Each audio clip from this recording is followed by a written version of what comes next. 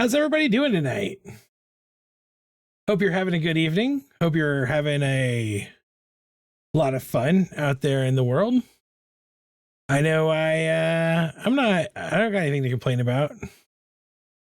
Yeah, I'm having a pretty good time myself actually. So yeah. We're going to interact with this and hit pause. There we go. I'll turn that music off. I don't need it. I don't need that music right now. Hi, how's it going?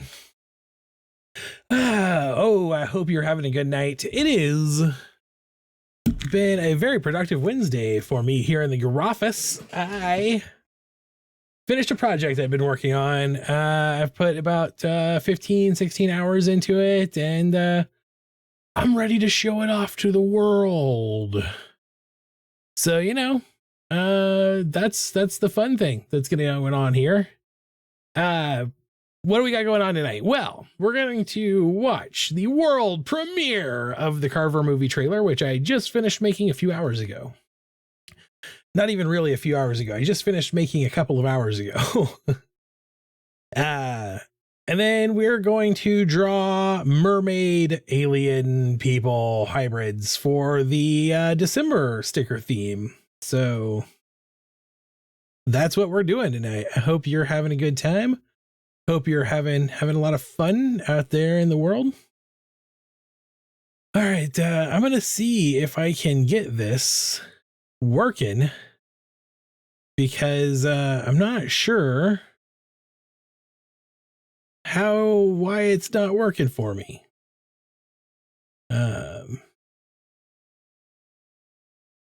See if I can't get this video to play. I know there's a way I can get the video to play. I'll open it in VLC and share that window if nothing else. I've been having OBS has been giving me a hard time playing a media file tonight. I don't know what that's all about, OBS. So that's what I'll do. I'll just go ahead and I will pop this open, audio device, make sure it's coming through where you guys can hear it. What can you hear? You can hear the browser and the system and the wavelength line. So we will make sure it's on the browser. How's it going tonight? How are you doing? Got a new and improved vitamins from the doctor yesterday, so my brain worked today. It was a good day. I'm glad that you are having a good day. I'm glad that everything is working out for you. I like it when my brain works.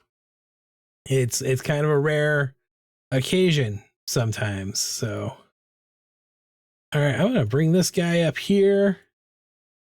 Now, some of you may have already seen this because you're Patreon members. So you've seen the rough cut edit of this video. But we're going to now watch the finished product. I'm actually going to pop it open. Go over here onto this screen. There we go. So I can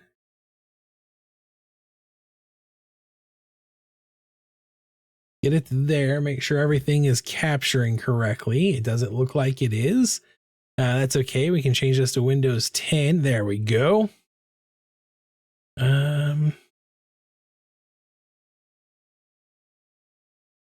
It was like when the Horse King in Lord of the Rings woke up out of his funk. I understand. I've definitely had those kind of days where you just feel like your brain works all of a sudden.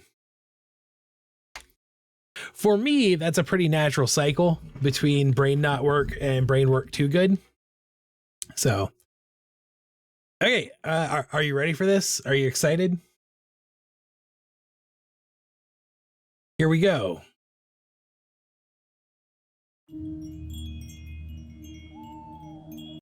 Okay, before I go too far into this, did you hear the ringly jingly noises? Is the sound working okay for you? Do I need to turn it up or anything? Well, make sure the sound is working. Awesome. All right, I'm gonna mute my microphone so you don't hear me over the top of it. Here we go.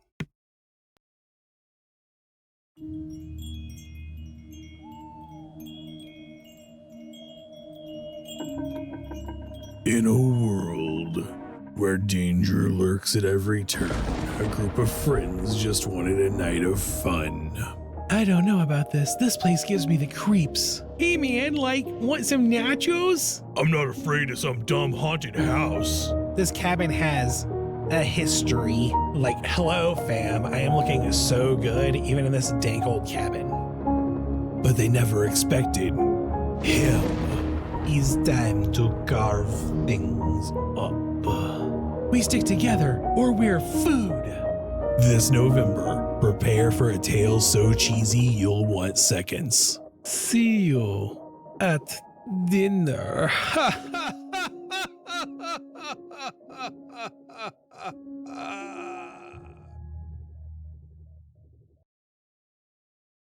Thank you so much for watching my dumb little animatic for the carver.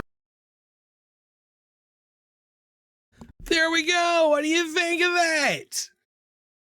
That was my first animatic I've made in years. I thoroughly enjoyed it. I had so much fun making it. I'm probably going to be making a bunch more in the future. I'm glad you liked it. I'm glad you liked it. We're food. I had a lot of fun writing that. I had a lot of fun recording those voices, although I'm going to admit a couple of those voices were digitally altered after being recorded. So I can't just do those voices on command. This is about as close as I can get to Poppy Colonel. So, yeah, man, we're food. We got to get out of here before that thing eats us. It's game over, man. Game over. Oh, yeah. So, yeah, there we go. That was the thing I worked way too much time on, spent way too much time working on. But you know what I don't spend too much time working on? Stickers for you guys. You're looking so good, even in this dang little cabin. That's right. Come on, fam. Don't I look so good? I think the line was supposed to come off as dank old cabin. This dank old cabin.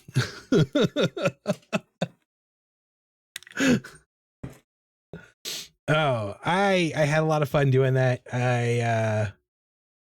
I want to make cartoons. I loved the piano and the music, definitely added the dramatic feel.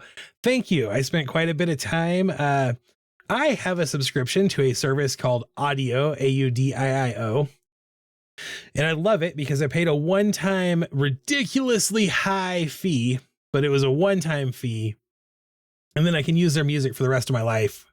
As long as it's in accordance with the license. There are stipulations on that, but I actually thought it may have been dank, but I wasn't sure. Yeah, dank old cabin.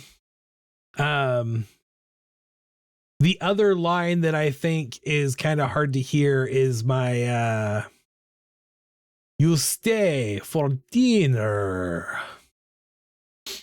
That line I think comes out a little rough sometimes, but it was fun. I realized it wasn't an owl in the beginning now. Yeah, it was. It's wind chimes and then an owl going whoo hoo hoo hoo. Thank you. My Dracula voice needs a lot of work. See, it just falls out. I want to suck your blood. Blah. I have, honestly, I've always wanted to make cartoons, and cartoons take a lot of resources. Thought it may have been a different bird. It might have been a different bird, because let me tell you this. I don't know how to recognize birds by their sound. So I went to the Pixabay free sound effect archive and I searched for owl hoot and found that file and used it. It was labeled owl hoot. It could be something not an owl. I don't know. So, you know, that's kind of how that worked out that way. Same with all of the other sound effects. The wind chimes came from Pixabay. The thunder crashes came from Pixabay. Those were just public domain, free use audio files. A lot of the time when I make these little videos, I make the sound effects with my own voice.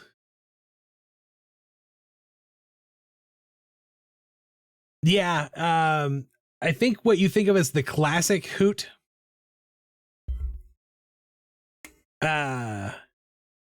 Woohoo, woohoo. Like some of those really famous sound effect files are from a very, very, very expensive library of sounds that Hollywood uses.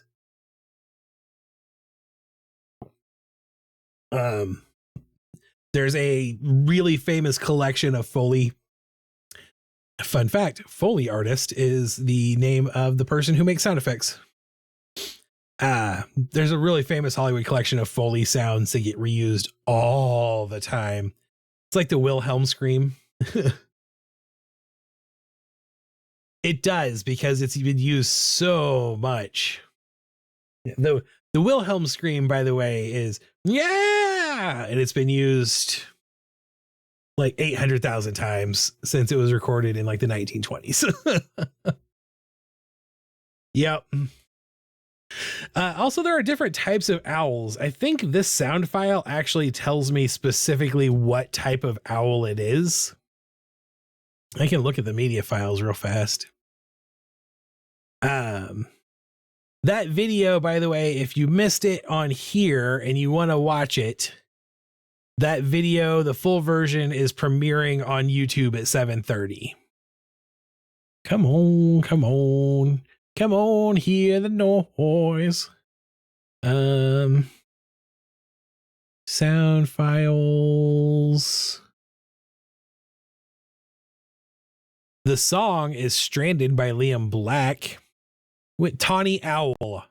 That was a tawny owl recorded in Molkom, Sweden. That's what that owl file is.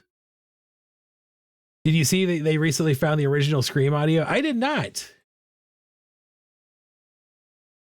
We just need to get that guy from Police Academy, Michael Winslow. You're thinking of Michael Winslow. Okay, so I am a huge fan of the streaming service Dropout TV. Also, welcome to the stream. You missed the video premiere. I am a huge fan of the Dropout TV streaming service. The former College Humor guys. It's a great service, great show. One of the original series is called Make Some Noise. And it is based one of the Game Changer episodes was 3 of their improv artists just did a competition where he gave them prompts to make noises, and then they did, and it became its own series. And there is, I think it's before it became Make Some Noise, when it was still a Game Changer episode. It was a Game Samer.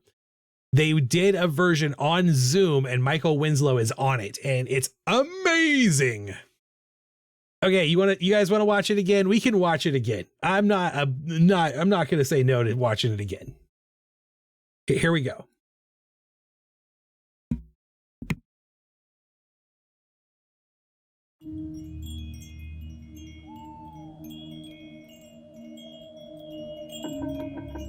In a world where danger lurks at every turn, a group of friends just wanted a night of fun. I don't know about this. This place gives me the creeps. Hey man, want some nachos? I'm not afraid of some dumb haunted house. This cabin has a history. Hello fam, I am looking so good even in this dank old cabin. But they never expected him. It's time to carve things up. We stick together or we're food. This November, prepare for a tale so cheesy you'll want seconds. See you at dinner.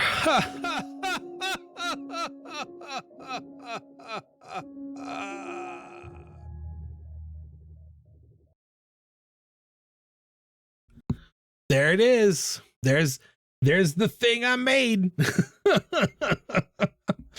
Oh, yeah. How was that? I hope it was as good the second time around.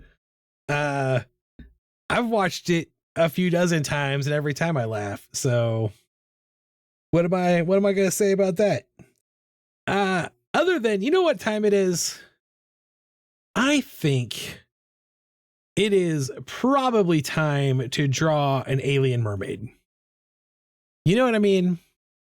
I think that's probably what time it is.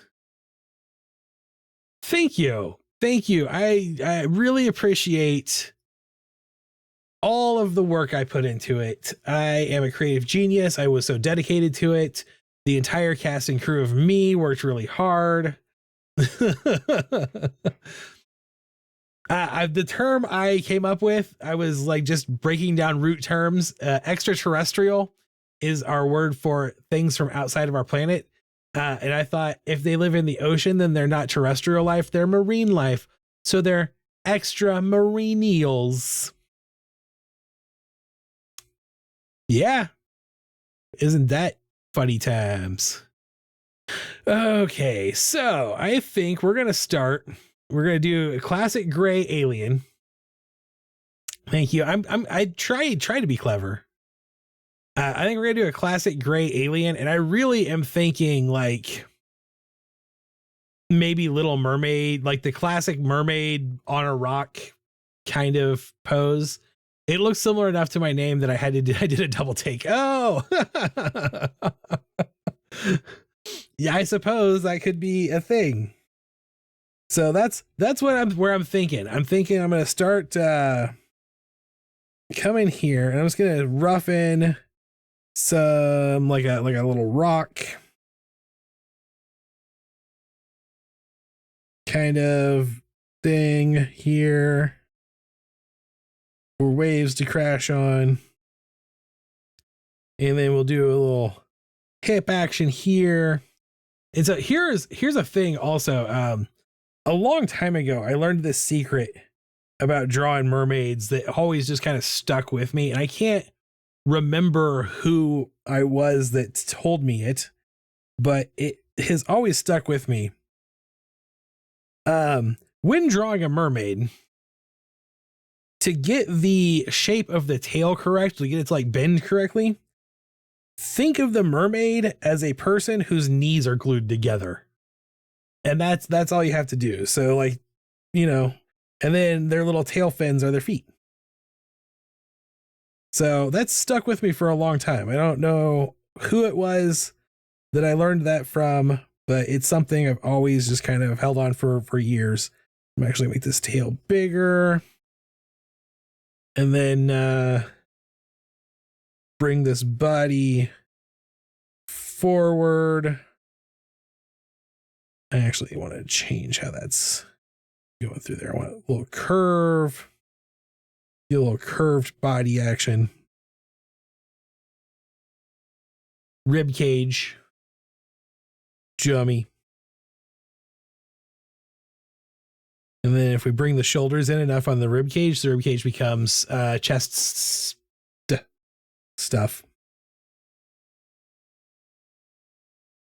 So yeah, how's everybody doing today? I know Tricera Bear has already told me that she's had a pretty good day. How are you doing today? I'm not. Do you want me to call you Hard Rocker Leo on the stream? Is that your preferred stream name?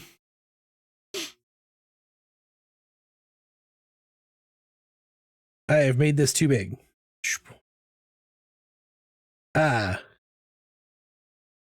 Also, make sure that the version of that video that is going up on YouTube has credits, and it only has Yeti Detective Rollivan and Tricera Bear on the credits because, and really I made an assumption that I shouldn't have made. They're the ones who have submitted. Well, actually, Rollivan and Yeti Detective submitted their name for what they would like to have in the credits, but I just made the assumption for Tricera Bear. I wouldn't say an amazing day, but it was a really good in terms of contrast. Well, that's, yeah. It might be a while until any of us have an amazing day again, you know? But better days are always appreciated. Oh, really long hands. I'm actually going to change this pose over here. I think to round out and down, and just those long hands again. So that's a really rough, nasty looking sketch right there. But it gives me a good starting foundation. I thought I submitted mine, but the Wi-Fi was messed up, so you assumed correctly. Awesome. I'm dealing with the never-ending laundry pile. You know what? I used to understand how that goes, but I don't anymore because I've probably told you guys this. I'm a loser mooch who lives with his parents, and my mommy does my laundry for me now. It's the thing. Her thing. She likes to actually not so much during the winter, but she likes going outside and using the clothesline and stuff in the summer. So she likes to do all the laundry. In the winter, it's a little less her thing.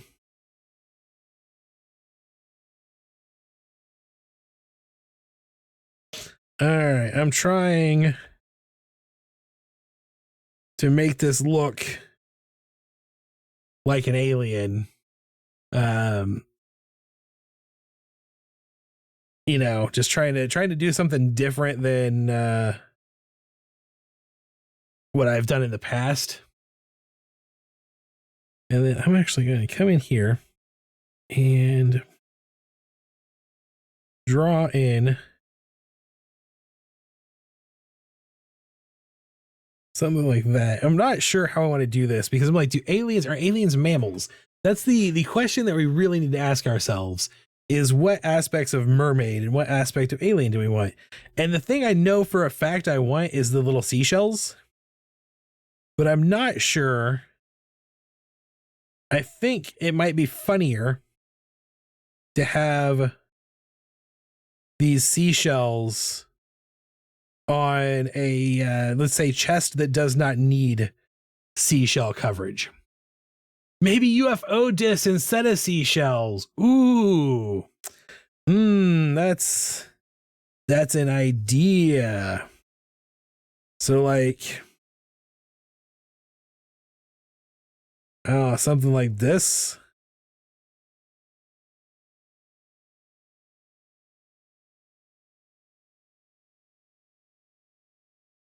Not 100%. Like, that's kind of the same rough shape. I think actually I've got that shape is very similar to what I was doing before. But what if I do a little more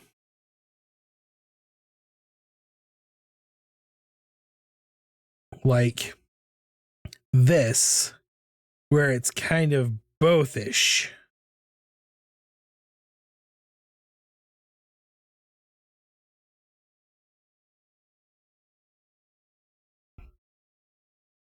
Still, I feel like that's too big.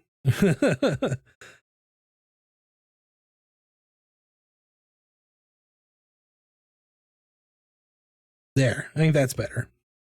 I think I've gotten this alien is too heavy set. Maybe a top view so it's more circular.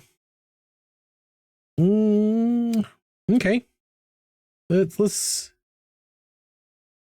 set you off to the side. So like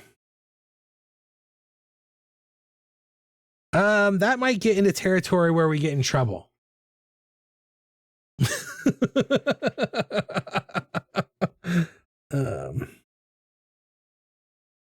Can try more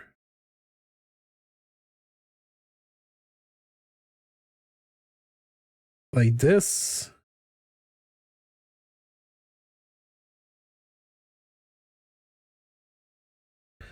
You know what? I think part of the problem here is, yeah. Um, I think actually my background sketch is not, my pose sketch is not where I want it to be. So I'm gonna put in a new layer here. I'm gonna close you to turn you off for a second. The head is actually good. I liked the head. But I'm gonna come in here and really just block in this body.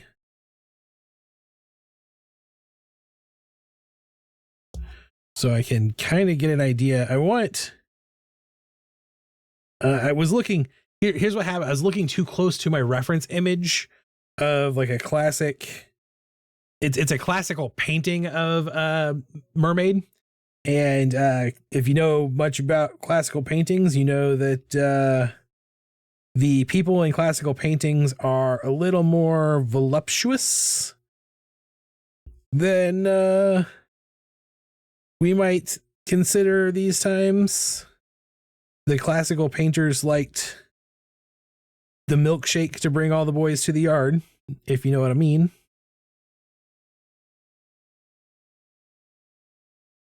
So, and then I'll just like make this a little cone shape here. Just ignore these lines for now. I'm just kind of sketching in some shape for myself. Here's a thing I've noticed about myself lately, like from my own how about a mashup shells but made of metal type material? Okay, we can try it. I'm in this place where I've been focusing on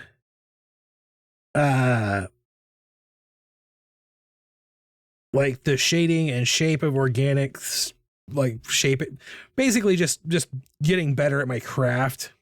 And the thing I've been practicing has a lot to do with shape and anatomy. And it has really started to mess with how I see things. Like I think it's one of those things where it's like I'm more accurate, but also at the same time I don't trust my instincts as much anymore right now. So it's something, I think it's probably one of those things where I'm going through a little growth spurt in my art. You know, never stop growing. That's the key to everything in life. And then real long, like I said, I want really long, freaky, weird alien fingers. And I think just for funsies, these might be a little too long, freaky alien fingers. Just three fingers on that hand. Just for no pinky. And then we'll have this arm starts here and comes down here and across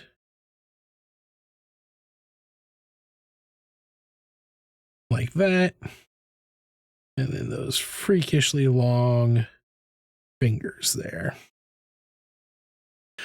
Things I've been learning is looking at something double backwards and being able to recreate it. Yeah, there are things like that in art that are so like once you have the talent, they're the skill. Everything's a skill. It goes a long way. But like here for me, what it is unlearning some bad habits I developed as a doodler so that I can grow with some good habits. So what if we did a little something like this and just put little aliens inside them? So they're seashell things. Also, I thought I really just kind of wanted this alien to be very so this head, this pointy head shape for me feels like this alien should be very like sci-fi super skinny, kind of almost creepy hollow. And that might be another issue. What's going on here is might be a situation where my natural style is clashing with my vision. It happens a lot for me because I'm a cartoonist who doodles cute little dudes. And sometimes my brain is like, but let's draw horror. And really, if I'm being honest, the closest I can get to horror most of the time is something like The Carver. I probably need to spend a lot of time practicing drawing more realistic stuff like that. Because, like I said, there's always a piece of me. It's always a little piece of me that is sad that I don't draw terrifying, disgusting monster art. Although that's kind of the same piece of me that always was like, you should write horror stories. And the rest of me is like, I could, but that's not as much fun.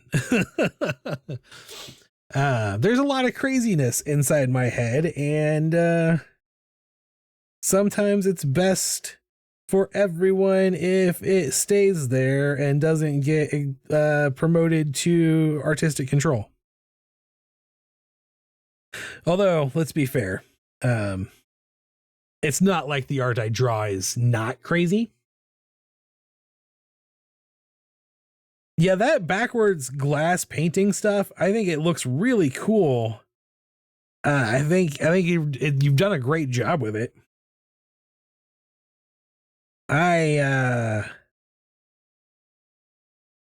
It's something I would probably put on my to try at some point list.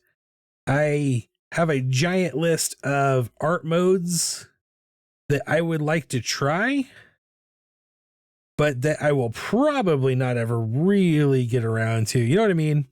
Like, I think this is probably more true for people with Googling UFO bikini and alien bikini was fun. I can imagine, especially if your safe search isn't turned on. I imagine that the thing that I experience is probably way more prevalent in people with ADHD than necessarily just people with bipolar disorder. But I definitely want to do all the things all the time. And often have to come to terms with my limited resources as far as what I can actually pull off and do. So, like, if it's a form of art that I can practice using digital tools, I'm good to go. If it is something that I'm going to have to buy art supplies for, I'm better off reminding myself to buy art supplies that will directly benefit my business, chosen business. Like, you know, I don't know, making Christmas greeting cards, postcard packs. Something like that.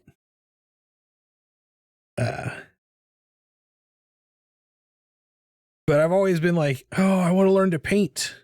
I want to learn how to use Copic markers, which I owned some alcohol markers. Just a thought, not a request necessarily. How neat would it be if there was some form of LED light or just dots of light in the tail fin in the dark water? It would be a similar UFO effect we have seen from heights above. Just light dots of light in the tail fin in the dark water. It would be a similar UFO effect to what we have from lights above. We'll try it. I'm willing to try it. That feels scary to me as far as what I am capable of drawing as an artist. But if you don't push yourself, you don't grow. So might as well try growing.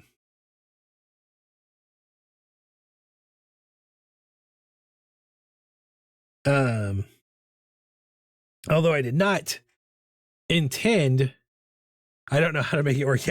I'm not sure either, but that's the fun sometimes, is figuring out how to make it work. That's whenever I'm doing content and having conversations about content, like what I could do, it always comes up to like, why don't you do tutorials? And I'm like, I don't do art tutorials because I'm still very much a beginner artist.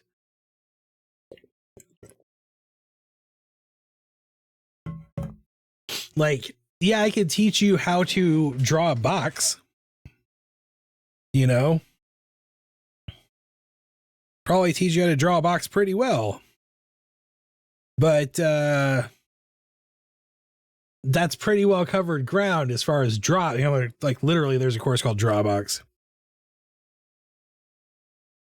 So it is always like, I'm not necessarily ready to teach, and you don't feel comfortable teaching because I don't feel like I'm an expert. But I love to learn. Boxes are important. That's basically, I didn't use boxes. I used cylinders, but I just rebuilt this mannequin for this mermaid as cylinders so that I could get an idea of what I was trying to draw.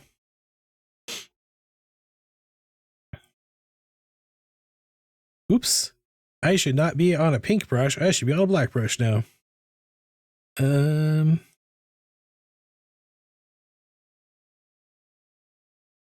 know, line control, all of those things.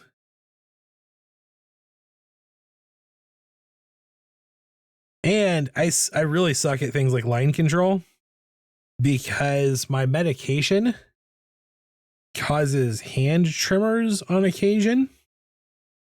And they just kind of pull up out of nowhere. So it's something I like using digital tools because I can use a stabilizer, and for the most part, the small micro tremors in my hand will get stabilized. Whereas a lot of the times when I'm using a physical medium, those really show through, and it's because I like very fine details in my art. And so when I'm using physical medium, I'm using like the smallest of fine liners. I noticed when I did this summer, I played around a lot with the Sharpie paint markers and did not have that problem. So yeah, I'm gonna have a hard time. I'm gonna try doing some beneath the surface like color design work. We're gonna see what we can figure out. Honestly, here's the thing is like, if I was not on the stream, I would not even hesitate to throw open YouTube and look for a tutorial on how to do it.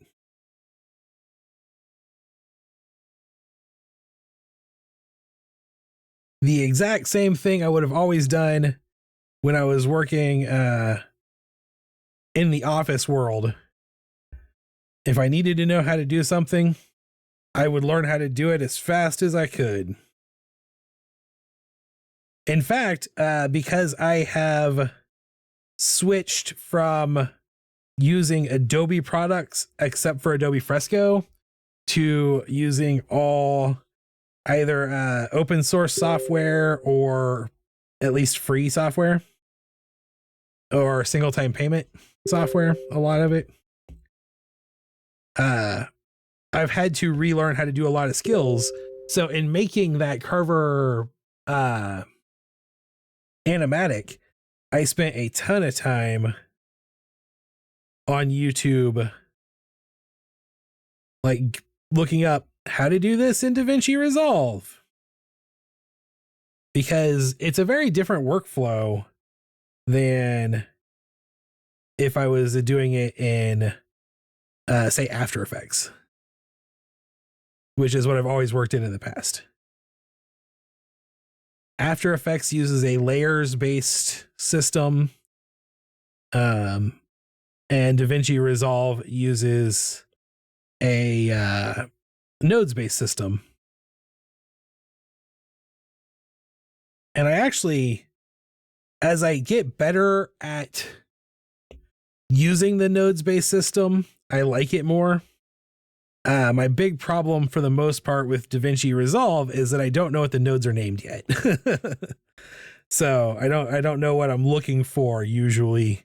Usually I have to go and find out what I'm looking for from a tutorial, and then I can find the node and figure out how to use it on my own.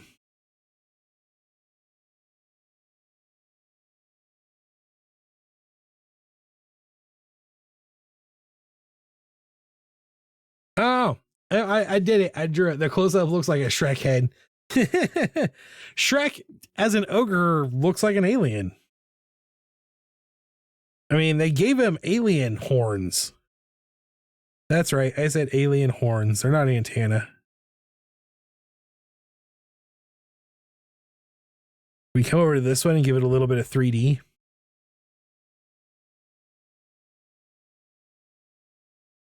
There's a little bit more on the side.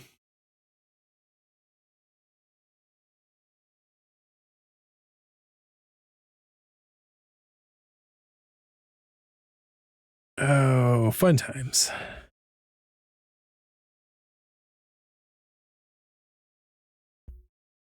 So what has everybody been up to this week? Is anybody doing anything exciting and fun? I worked on the animatic for the most part, and I've done some other projects this week. Nothing super exciting or like that hasn't already been shown off, really. All of the Cappy Adventurer sticker set has been completely updated to 2024 art. So those guys now match more in line with aliens have layers too, I'm sure. That's right. But here's the thing is aliens are more like parfait. Or lasagna.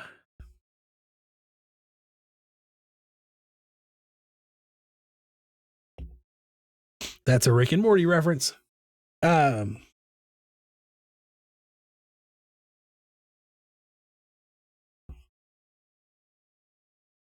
am really happy with the way the Cappy Adventurers have turned out. I really like them a lot, especially if you were on the Discord and saw the work in process stuff. I thought it was going to be a Shrek reference because of the onions. The aliens have layers too as a Shrek reference because of the onions. And then I made the joke about them being like parfait, which is also a Shrek reference because Donkey's like, what about parfait? Parfaits have layers, and Shrek's like, ogres are onions. But then I remembered that lasagnas also have layers.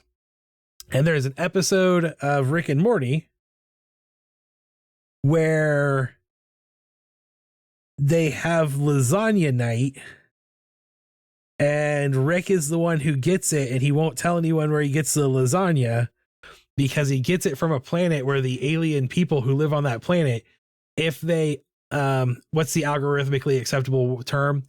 Unalive themselves, did they turn into lasagna?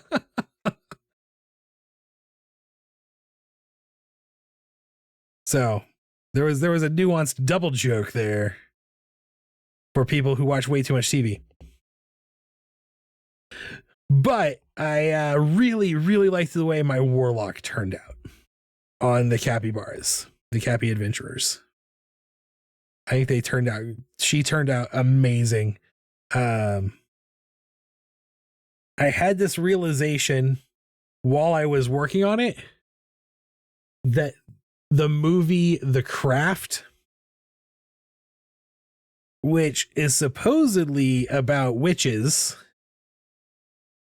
and I guess in a way it could be because witch is not a class in Dungeons and Dragons.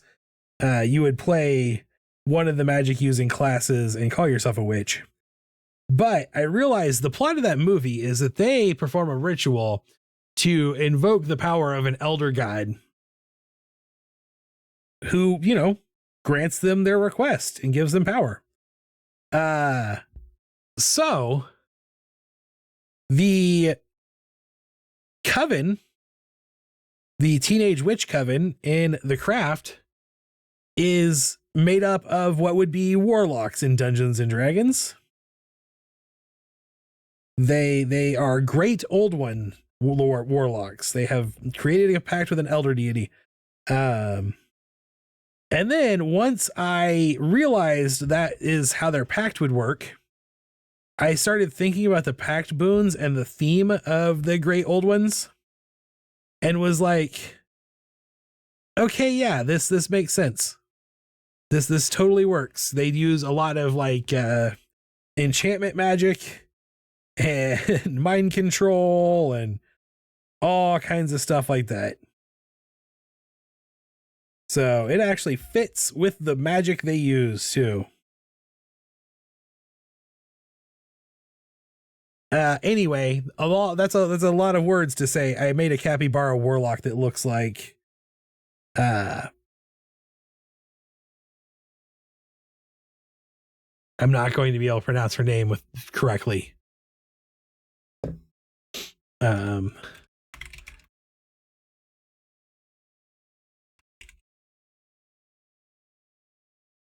Feruza Bulk. Feruza Bulk. Feruza. Yeah, thank you. In my head was going Veruca Salt, and I was like, no, that's not right. That's a different thing. Yeah. But yes, that is who I designed the Cappy Warlock to look like. Although the facial expression comes from a still from the craft, but that outfit is 100% Raven from Teen Titans.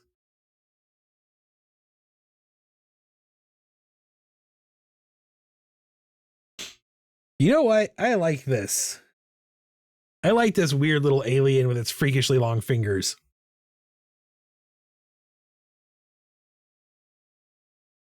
And we're just going to come in here. Yeah, I'm going to turn the smoothing down actually, because this is a rock. So if I have little micro tremors in my hands, it's not going to be the end of the world.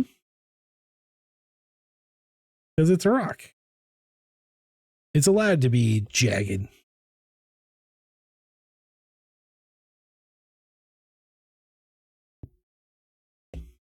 If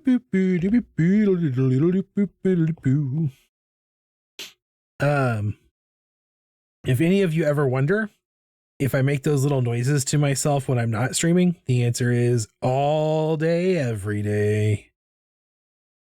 I have a hard time going more than a few minutes without making some sort of weird little noise. And apparently, according to my mother, I've been doing that since I discovered that I could make noises a couple of days old. So, you know, enjoy that. I guess that just means I was built to be a streamer. My dad and my sister also will sing and narrate what they're singing or what they're doing in song all the time. And when my nieces were down here staying with my parents this summer, they saw my dad doing that and were like, oh, I guess our mom comes across it honestly. Like she inherited that. So that's not a weird thing. And I was like, well, it is a weird thing. It's just a weird thing you've inherited. Get used to it. You got weird genetics. I appreciate that you didn't immediately add full mermaid hair too. I mean, it would be fun too, but I love the lack of hair. It never even occurred to me that this alien might have hair. The type of alien I'm drawing clearly does not have hair. Like, if it had hair, it would be a wig.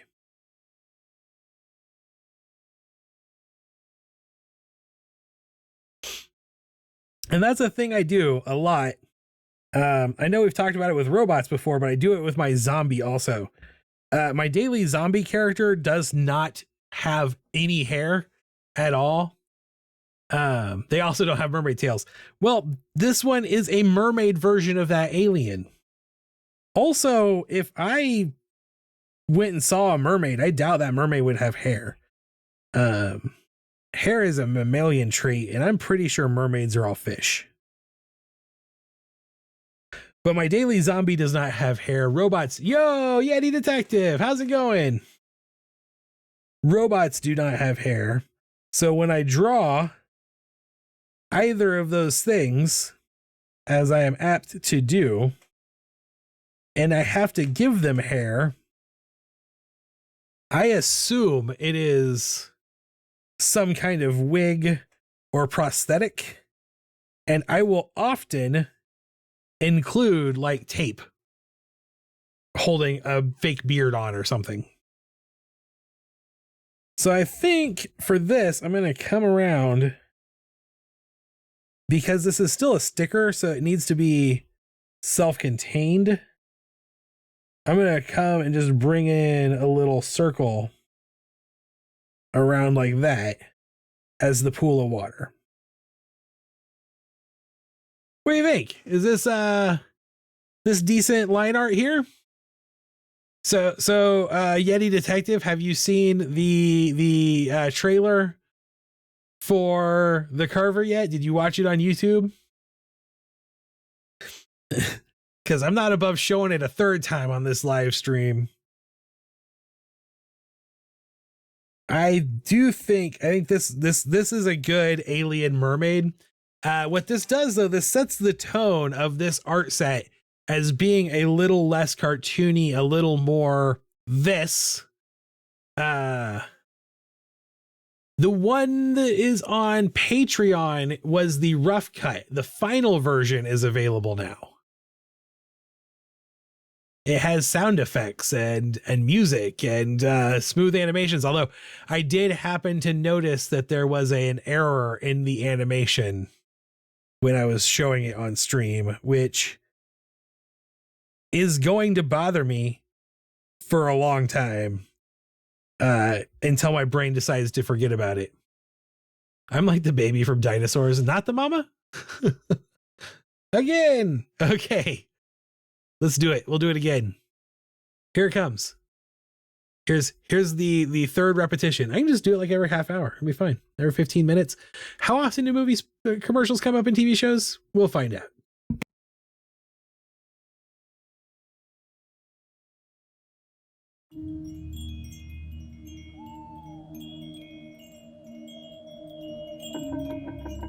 In a world where danger lurks at every turn, a group of friends just wanted a night of fun.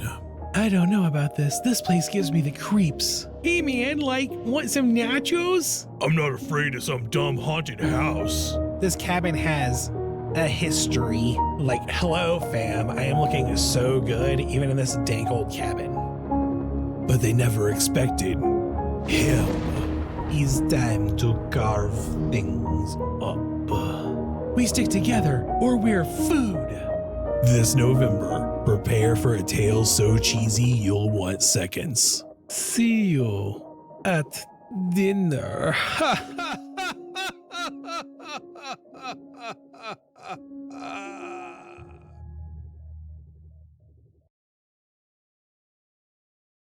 I very specifically and purposefully made Twistina Notley give Lumpy Space Princess. That was a conscious decision that came up while I was drawing Twistina Notley on the live stream. That was part of the character aesthetic for the character's backstory MO from the beginning. That was exactly Lumpy Space Princess is the fan service character in Adventure Time. All of the characters are fan service characters in Adventure Time. Okay, I think this is good line art. I think we're gonna color this in. I think this is what we're going forward with this alien. We're gonna start with a sickly gray with a little undertones of green. That's what makes it a sickly gray. And then we'll go with a slightly more saturated green for the tail. Oh, I think the carver is on a roll. Oh,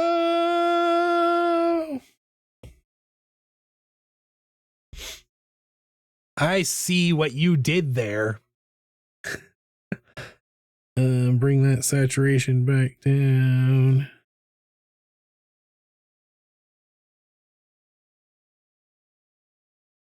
All right, and then we'll do, I don't know, like we gotta put a little bit of mermaid in here somewhere. So I'm thinking some like pink on the seashells. Maybe not. Maybe we'll go, yeah, we'll do a desaturated pink on the seashells, but pink on the aliens in the seashells. Like so. Anyway, every time I look up at the chat. Oh man, it's getting it on in here. As dark gray, green on these eyes. I'm just putting in a lot of green. You know how I am, how I do. I like green. It's my color of choice. And then we'll do a blue ocean. Oops.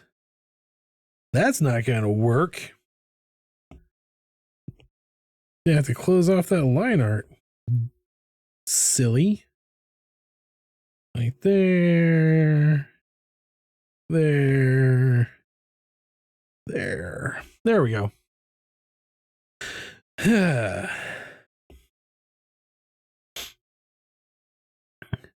So I don't know going forward. I don't know what I'm going to do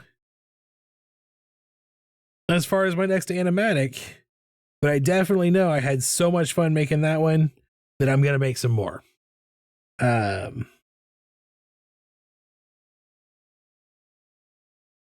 Probably start using them to promote Patreon a little bit more. I love how he looks more drab in color consideration. Thank you. That's kind of what I was like. This art style needs to have the whole feel, right? Like I used a lot of vibrant, colorful, just bright cartoon characters for a lot of the sticker sets. And this one, I feel like coming off the back of the carver that is very saturated, very cartoony. I wanted to do something a little more, I don't know, like, what's the way I want to put this? Something a little more 2000s Taco Bell sticker machine. If you can pick up what I'm putting down. And then I think I'm just going to use this same gray that I just used for the rock as my shadow color, because it's got a little blue tint to it, which is real good for oceanic. And our, of course, our, light source will be like way over there. It's the sun.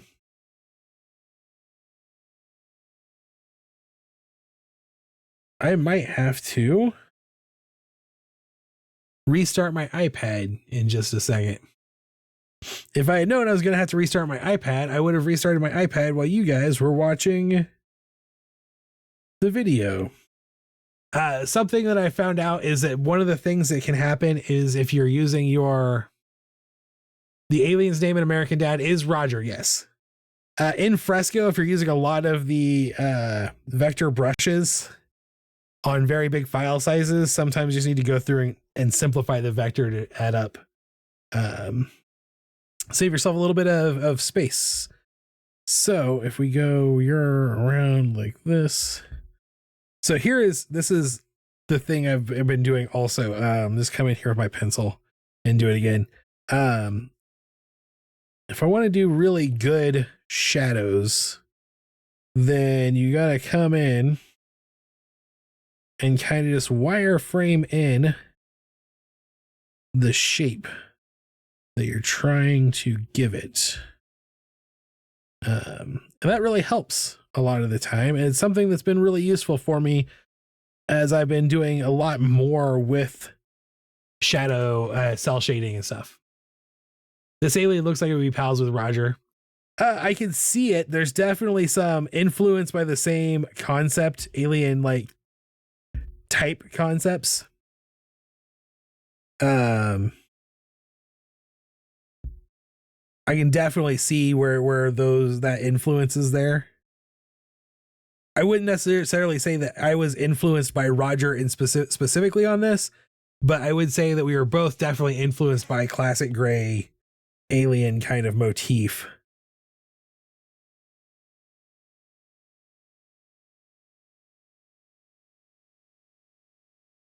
But yeah, I'm not disappointed by that. I am one of those people who wishes that maybe we spent a little bit more effort in our cartoon design for adult cartoons in the US. I love cartoons. Cartoons are one of my favorite things in the world, and they deserve more respect than we give them here in the US. And the US. Yeah, this one is cooler. Roger feels a bit more grimy. I think he's supposed to. In the like, not necessarily in the literal sense of grimy, but definitely in the vibes sense. I think he's supposed to.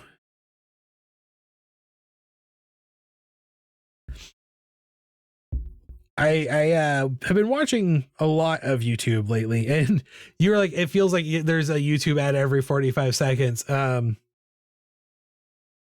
That's because the YouTube you're watching, the creators. Here's the thing about ads on YouTube is that the creators kind of get to decide how many ads that you see in their content. If they're not in AdSense, then you only get pre-roll ads. And if they are in AdSense, then they get to decide where the ads are placed in their content and how many of them you're going to watch. I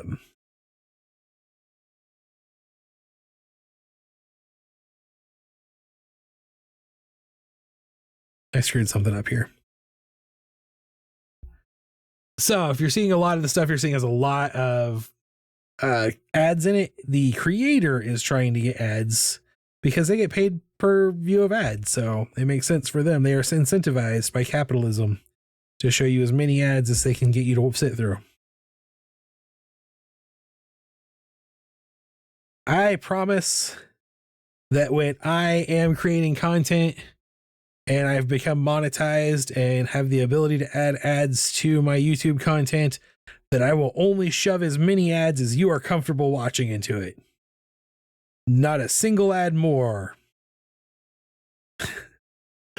Yeah, I feel like he's supposed to be a bit gross. Yeah, he's supposed to be definitely scummy.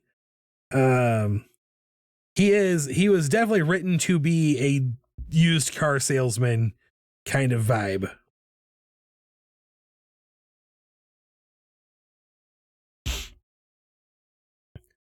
I don't normally compliment Netflix on a lot because Netflix as a company, it kind of sucks. And the stated goals of the people in charge do not correspond with how I would like the world to run. Like, the creator of Netflix is actively trying to kill movie theaters.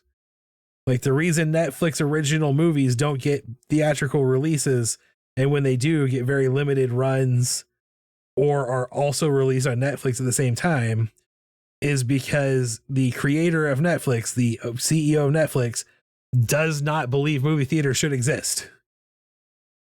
Has gone on record as saying that one of his goals is to eliminate movie theaters from existence. And I, as a person, love movie theaters. I love going to the movies. I like seeing a movie. It's a whole experience. But they are willing to invest in adult animation that is not just cheaply made sitcom animation, even if they cancel it very quickly. The reason they ever get theatrical releases at all is to be eligible for Academy Awards. That is correct.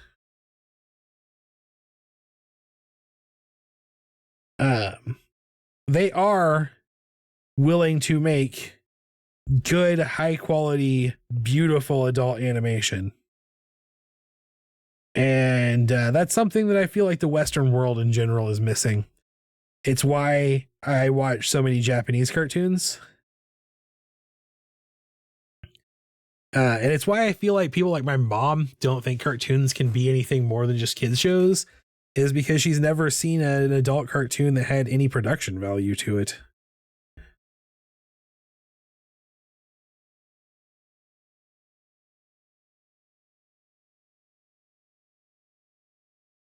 But we need, the United States in particular, the Western world needs its Akira moment. We need someone to come out and make a 100% adult cartoon that just flexes the art of animation. I'm not saying it needs to be changed, but I see faces instead of shells. I see ears, eyes, nose, and tongue.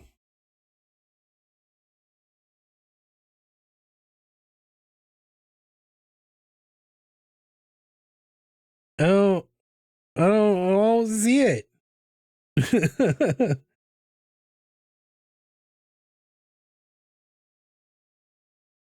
Is it like this is like eyes? This, you can't see what I'm pointing at with my pencil. Like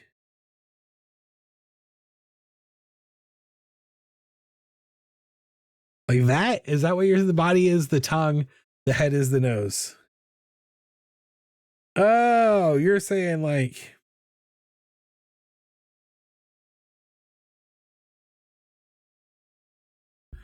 actually I guess it would be more like that. That's what you're saying. Um I can fix it.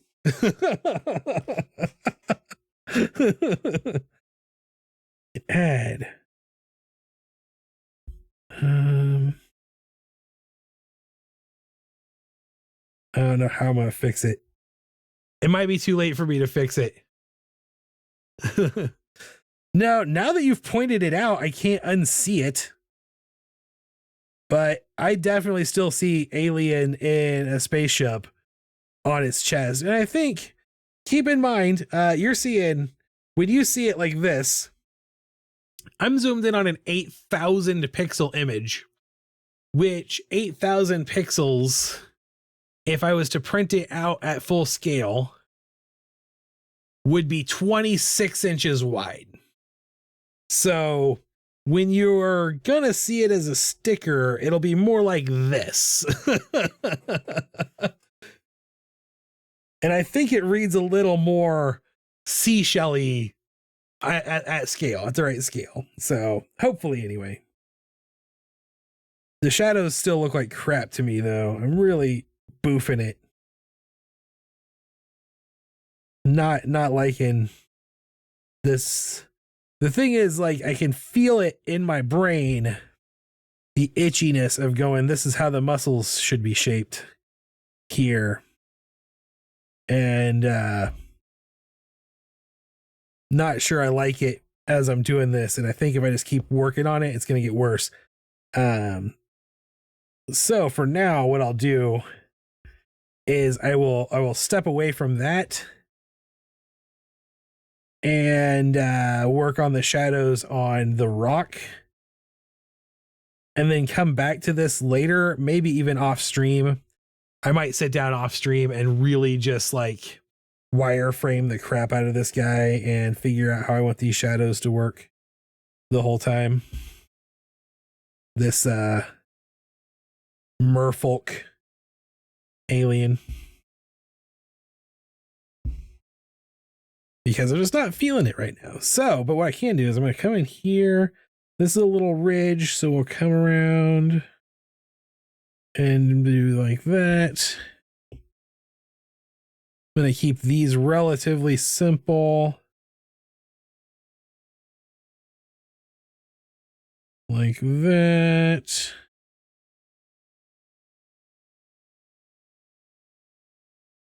bloop, bloop, bloop, bloop, bloop, bloop, bloop, bloop, bloop, bloop. Oops. Nope. Bloop, bloop, bloop. There we go. See, sometimes you just gotta do something simple. I think the shading is good. I like how the tail bend also feels like a bony joint. Yes, that is the thing. What I was talking about earlier with the concept of a mermaid's tail, you can treat it as though it's a person whose knees are glued together. So it still has the hips, knees, and ankle joints. And you can use that to kind of build the shape. That's that trick that I was talking about. Having learned from an artist who is better than me.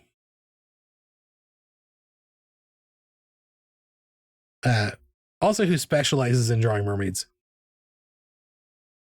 So that's gonna be this basic shape. Like I said, I agree. The shading on here is like, it's 80-20, right? Like I would 6 months ago, I would have been like, this is good shading. I did a good job here.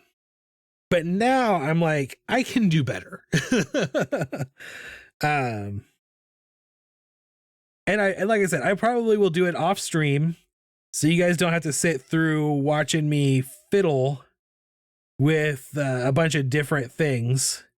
And that's why I do my shading on the layers the way I do, by the way, is a lot of the time I like to try different things with my shading. But I really want to get some of that muscle things in there. And I probably am going to come in also with my dark green here and my taper brush, and just kind of put in little fish scales like that, coming down and building shape on this tail. And both of the things that I like doing, this and the shading, both will benefit from having that wireframe drawn on it, because it'll let me know exactly how I want to shape these scales also. And something like this adds just like a real little subtle touch that really makes something pop. And so that's kind of the tedious kind of work. Here's the thing about this tedious kind of work, like doing this. I would be happy to sit here and show you guys how I do stuff like this all night long. But this is literally when I talk about the type of drawing that like turns my brain off and puts me into a meditative trance. These little detail things are exactly the type of thing I'm talking about. Like, it is hard for me to do this. Like, I could feel the call of the Zen already. And if I keep going, before you know it, I'm going to just be like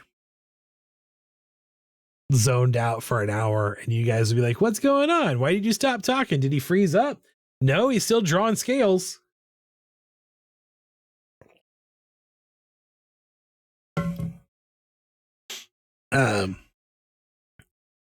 But I really dig this. I think this came out really good. As far as a lot of the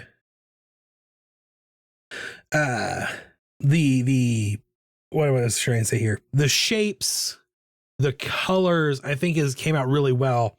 Came out pretty good. I would like to do, like I said, I'm not angry about the shading. I just know that I could do it better if I took the time to do it. And so I probably, like I said, I will. And if we come in here just real fast and add a white stroke basically around the art, that will give us an impression of what it will look like as a sticker. I made that background super bright pink like that to just kind of give it a high contrast thing to stand against. I rarely actually add the stroke before I cut. I use the offset tool in my cutting software. Something about this makes me realize just how much Ren from Ren and Stimpy looks like an alien. Yeah, I can see that. I cannot lie. Ren and Stimpy is a bit of an influence on my art quite a bit of the time. Although not so much directly, because I didn't have a lot of access to cable when Ren and Stimpy was big on TV. The thing for me that has the most probably influence as far as that kind of more gross out, weird humor, cartoon, animation stuff goes is Rocco's Modern Life. And Rocco's Modern Life was heavily influenced by Ren and Stimpy. So I loved Ren and Stimpy growing up when I got to see it, but we did not have Nickelodeon when Ren and Stimpy was in its heyday. And it was basically had already been relegated to reruns on Snick by the time I was able to watch Nickelodeon with some regularity. Nickelodeon and Cartoon Network for me were things that we didn't get until I was like in high school. And were like when we went on family vacations, we would stop at like when we stayed at a hotel, they would always have cable. Like back in the day, a hotel having cable was a big selling feature. And I remember it being such a treat that I got to watch Cartoon Network and Nickelodeon when we did that. Is a huge deal for me. That's like, I think the first time I ever saw Cow and Chicken was on a family vacation. And I remember thinking, I shouldn't be allowed to watch this the first time I saw Cow and Chicken. And I still contend that no one should be allowed to watch Cow and Chicken. It is exactly the type of humor I make and enjoy. But I also tell people that no one should be allowed to watch my stuff. No one should read Alcohologist Chronicles. No one should watch Cow and Chicken. I will always remember the log song. It's log, it's log, it's better than bad, it's good. It's log, it's log. It's round, it's something, it's wood. I remember the Super 8 on 71 Highway in Grandview having a sign, we have HBO, right? That was a big deal. It was a big deal back then. Okay. I am going to declare this to be sticker 1. Like I said, I would if I had to print these tonight and give them out tomorrow, I would 100, it's big, it's heavy, it's wood. Thank you. I would 100% be okay with that. Like this is, I am okay with this sticker. I am fully down for this to be the thing. If I never get a chance to come back and do work on it, I would still be okay. I just like it. I think it looks good. I think it's gonna be fun. Jinx. So I'm gonna call this done for the night. This one's done. It is 8:20. I don't have anywhere to go. I don't have anywhere to be. This sticker is out of this world. Oh, I don't have anywhere to go. I don't have anywhere to be. The nice thing about starting at 7 o'clock is I don't have a hard out like I do when I start earlier in the day. So let's draw the next one. Shall we? Before I do though, before I start the next one, I am going to restart my iPad. It's so or it's part of your world. Oh, it just wants to be part of your world. I want to be where the people are down on the earth, to being all human, walking around on one of those pseudopods.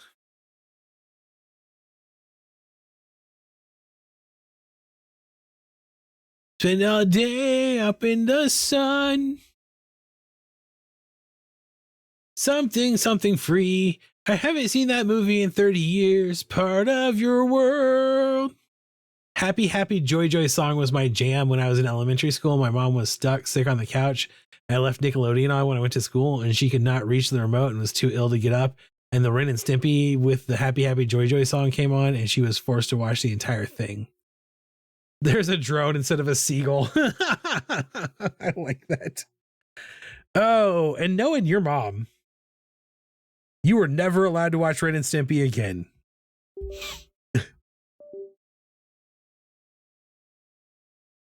So, we were talking about Sega Genesis, my Sega Genesis experiences the other night, and how I had to rent video games and didn't own very many video games.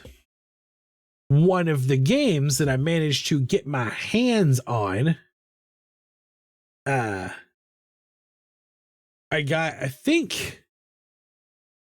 think I got it in like a bunch of junk video games from a garage sale in high school, like way like PlayStation era. I just got a bunch of Genesis games, and one of them was the Ren and Stimpy licensed video game.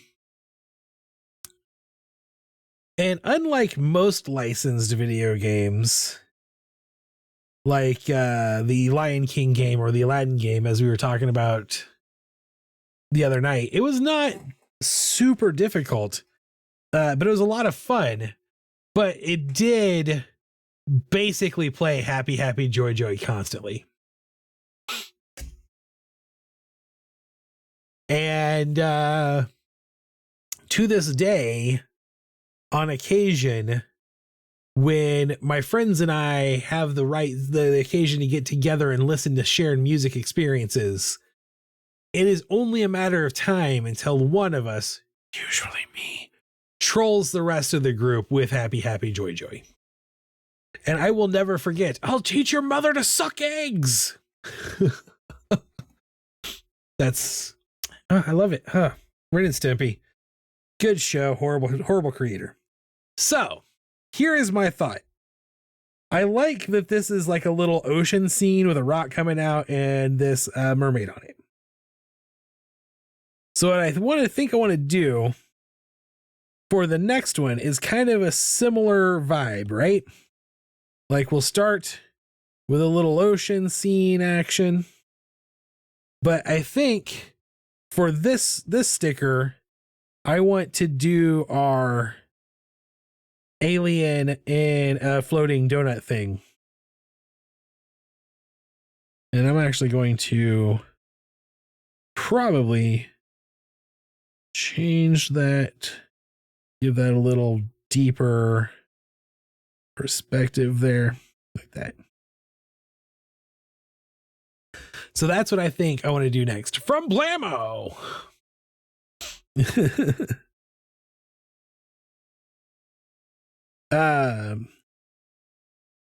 Blammo became a thing on Nickelodeon for a while after Ren and Stimpy ended.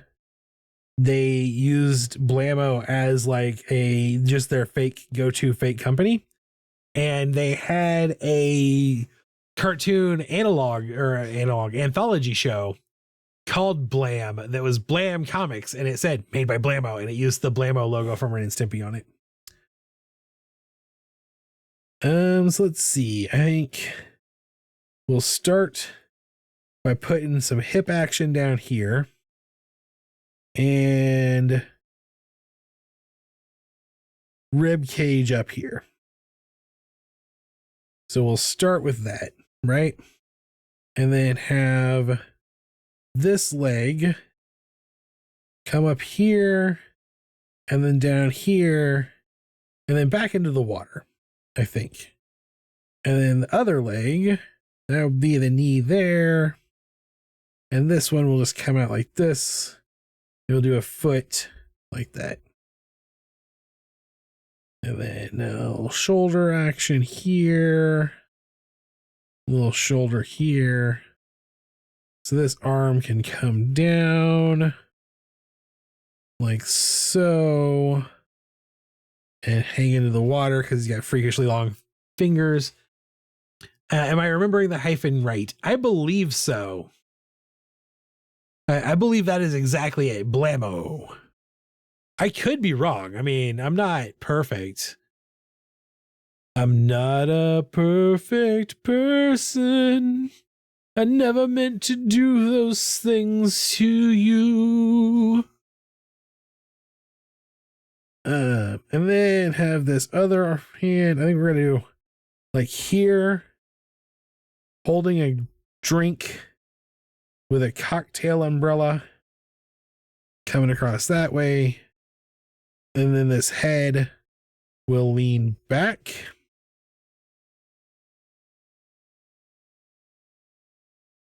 Like this. Like they're passed out asleep. Except for I'm going to come in here and make the head bigger and maybe even more leaned back like there. So there, I think that's a good rough pose for this sticker to start with. And maybe Google says no, there was no hyphen. I was wrong. I suck. I suck. Because our other sticker has a lot of triangular vertical action on it too, and this is more wide and smushed, we probably want to add something in the background of this sticker. I don't know what yet, but something coming up out of it over here. And I gotta tell you, my first inclination was like, go all Jaws with it.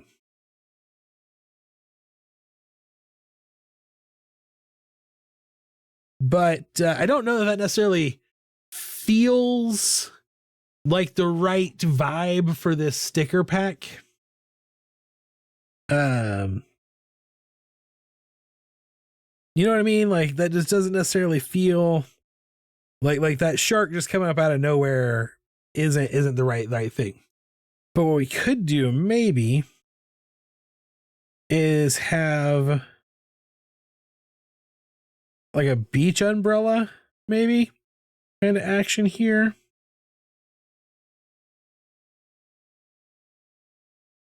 Coming up, like maybe instead of holding a drink, holding an umbrella as it floats along in the ocean. Just general oval makes it a tropical scene.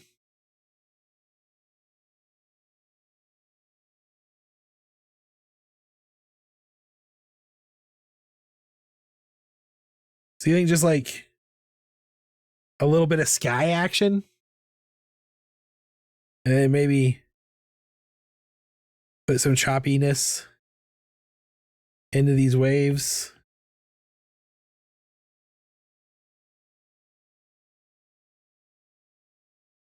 Like that. You know what? Let's sketch this in and see how we feel about it, and then we can connect them all together and figure it out. So I'm just gonna go ahead and drop to a more refined brush. And I like this alien face. I want to make sure I don't screw this up. So we're gonna come in here. I'm gonna start with these eyes. But if this we think this is a sleeping. Ooh. Google beach tea. Maybe you can see what I mean. Okay.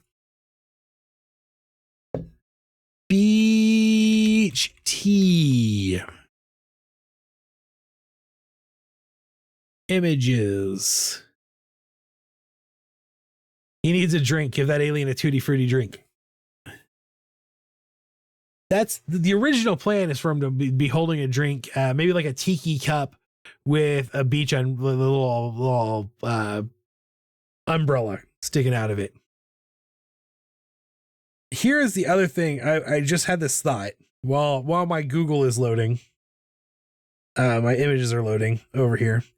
I had this thought, like, what if we take this character?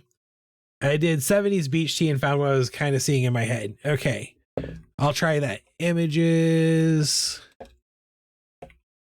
.google.com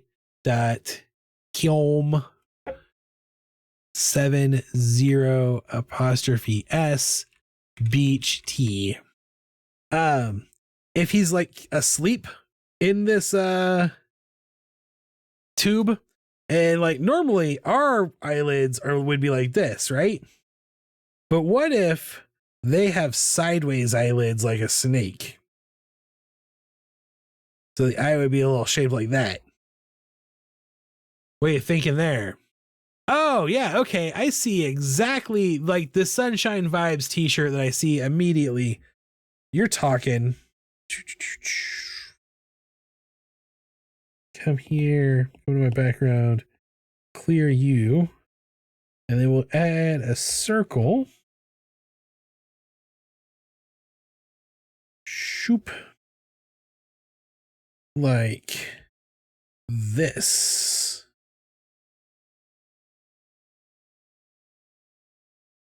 And then on this t-shirt, it would come across like this, but we'll have those water coming out. So literally just like that. Almost like a snow globe effect. Yeah.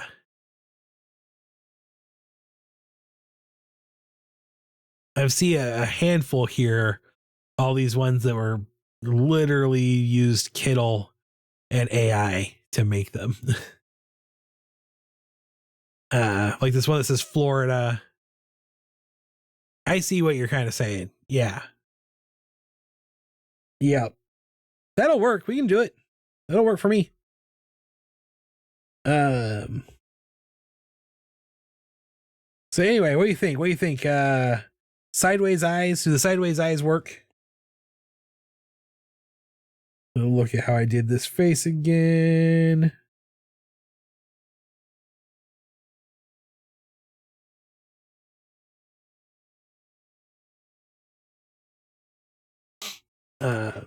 Maybe waves. You can fill it with sky if you like. Maybe waves. I like the eyes. Thank you. Yeah, I'll figure out exactly how to fill it. A lot of these, I like my Bigfoot t-shirt design. My Bigfoot print design is uses that gradient sunset kind of 70s retro thing that I actually really like that design too. But that would be a whole motif to add to all of the stickers, which wouldn't be hard to go back and add it to the other sticker, honestly. But it works best with like silhouette art too. Lazy River Jimmy Buffet style. Jimmy Buffet. Jimmy Buffett.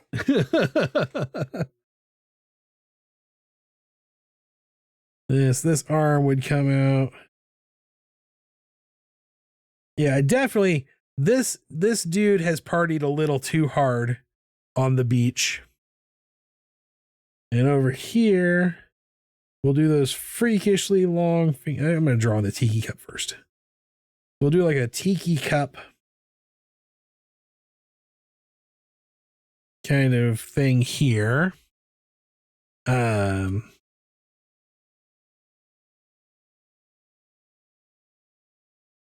Maybe like, I don't know. How am I gonna? I'm gonna do the hand. Let's put the hand on it first. see how much of it I actually need to draw.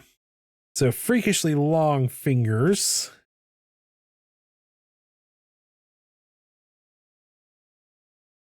Holding the tiki cup.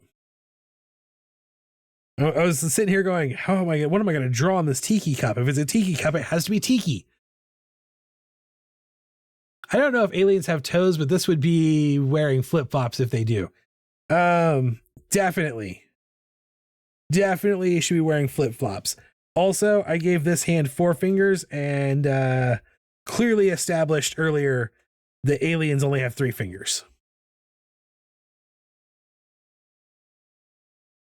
Arm come around like this. Very much not wearing a shirt. Here's our inner tube thing here, like that. Elbow. And then this is the knee and the foot coming down, hanging out over here, like so. And then the other leg comes up. And I'm going to draw like this. And then, let's see. Crazy straw. Crazy straw or cocktail umbrella. I feel like it is overkill to have more than one. Like you have one or the other. Maybe not. Maybe we do crazy straw and cocktail umbrella. I forgot that I was going to give it a cocktail umbrella. Okay, so if they have freakishly long fingers, they should also have freakishly long toes. And then that would come, and I kind of want it to like hang down at a weird, like that.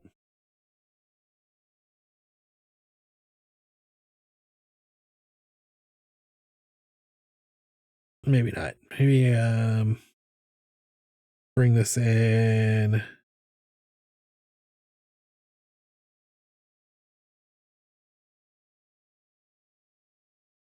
Like that. So that's something. Something I did. I put on there. I might have to work on that a little more. And this chest line. Oops. That is the chest line. Crazy. So come in here and draw. Clean up the straw lines so that I can tell what goes in front of what. That's why this doesn't look right. This leg, if this is the chest line here, it should naturally extend into that leg. And then I'm thinking Bermuda shorts. So something like that.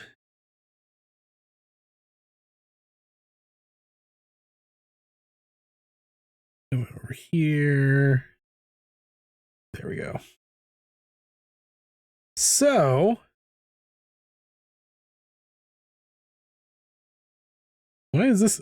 You go there. What do you think? What are you guys thinking? Definitely Bermuda shorts. Yes, definitely Bermuda shorts. And I will probably have to, in order to really knock this out, I'm going to come in here. I'm going to bring this opacity down for a second. And I'm going to draw in some of those shapes like we were talking about before, like how I get this body to come like this. I can draw in those shorts and make them work for me. And then that would mean bloop, bloop, bloop, bloop, bloop, bloop. Loop. And around like you. Then I can pull that opacity back down, this one back up. And that lets me see a little bit better what I'm trying to do here. And that this is not where it needs to be. That line did not hit where it was supposed to hit. There we go. That's actually better. And then that shorts line can come across. And this would actually come down. I'm overthinking things. I know my vitamins are working because now I'm just envisioning him in a visor and a fake boy band hair attached.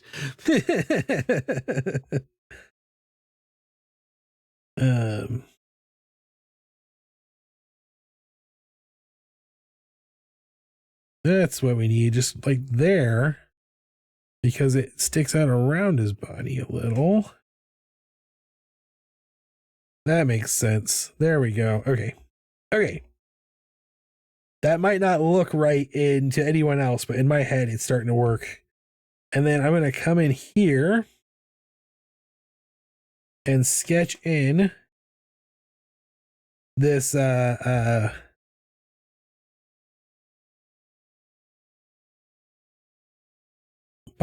kind of thing on the sticker.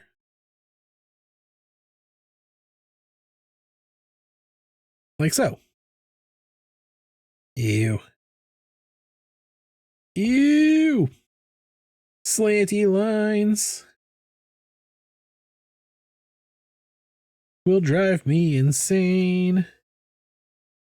That will work until I'm done drawing with the inky lines.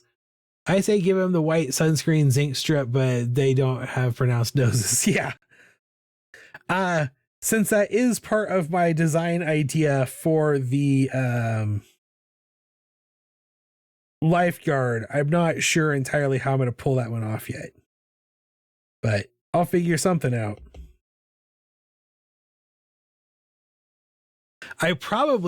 What I'll do for this one is I will do the skin color and then go in and redden it like a sunburn.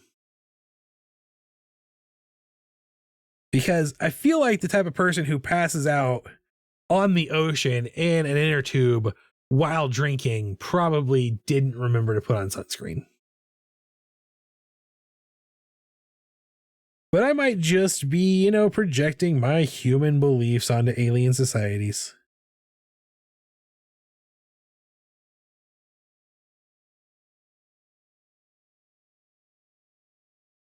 I don't know them. Like this thing. Let me bring it down. Wait a minute. That's what's going on. I was like, why is this on the wrong brush? That's why things feel off. Who's to say his skin would turn red? That's very true. He is, well, what color do you think his sunburn would be?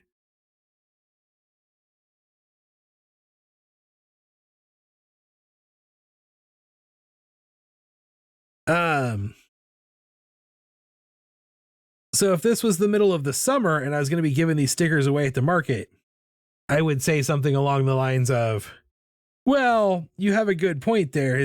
The sunburn doesn't have to be red. But if I want sunburn to read to a general audience, I have to give them something that fits inside their expectations. And that means red sunburn. But these are Patreon stickers, so they don't have to meet the expectations of a general audience. They just have to make all of you happy. Black, I know that would make an interesting thing. I'm just saying.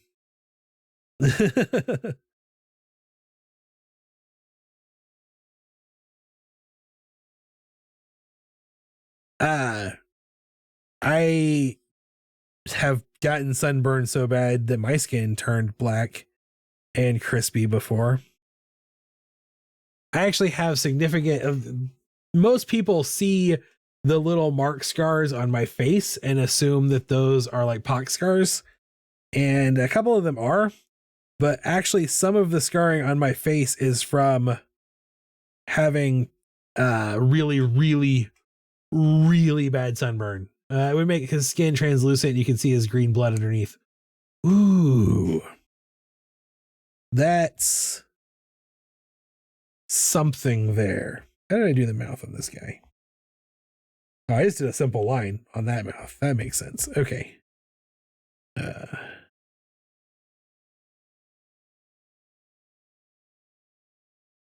So now we have to decide what type of teeth. Dude, what the heck? How long were you out in the sun?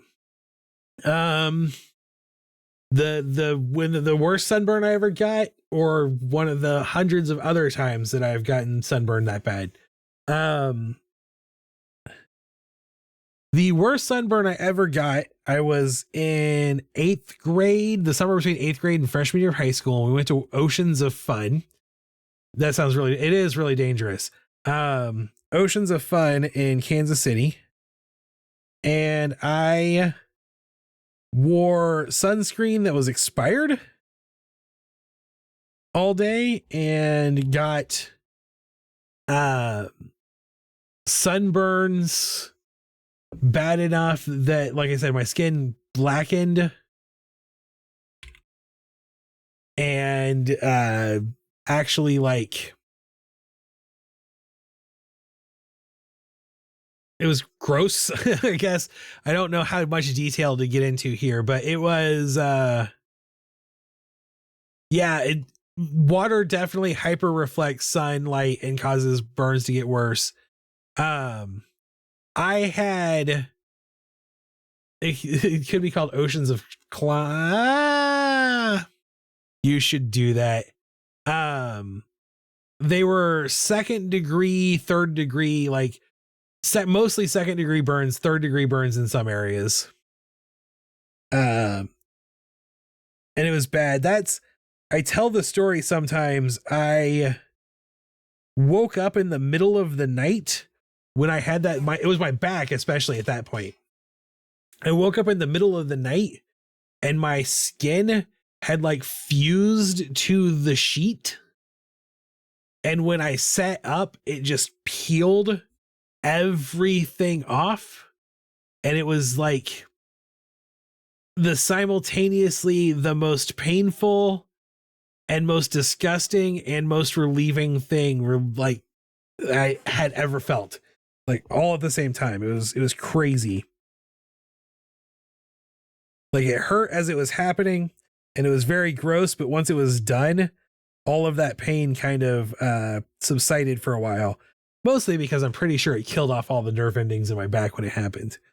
That was the sunburn that made me find out you can overdose on aspirin, because I took so much aspirin for that pain that I did. Which, when you overdose on aspirin, it just makes you very, very sick. Your description of what is more horrifying in the movie, The Substance. Well, I told you I don't do horror because of what already lives inside my head.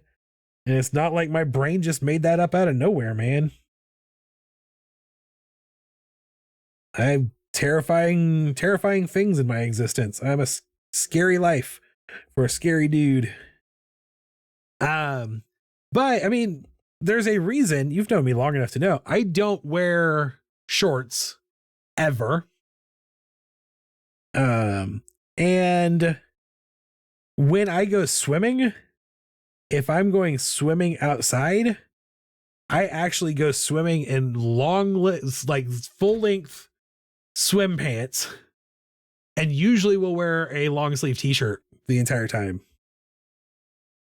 And a lot of people are like, oh, it's because you're a fat guy and you're body shamed. And I'm like, I am a fat guy and I have been body shamed most of my life, but I rejected feeling bad about my body a long time ago. I just cover up as much as I possibly can to keep from getting burnt. But I've been to many a LARP event where I have not remembered to reapply sunscreen often enough and have sunburned my face many, many times with second-degree burns. I'm absolutely terrified of the sun. I wear long sleeve year round. Skin cancer on your face runs in my family. Yeah, I have a thing on my back. I get checked every couple of years because it is a pretty scary looking mole. I never burned as bad as you're describing, but I did burn worse, and I realized when I was swimming in Florida, if not getting warm or hot, easy to forget to reapply, especially as a kid. Matt, SPF is important.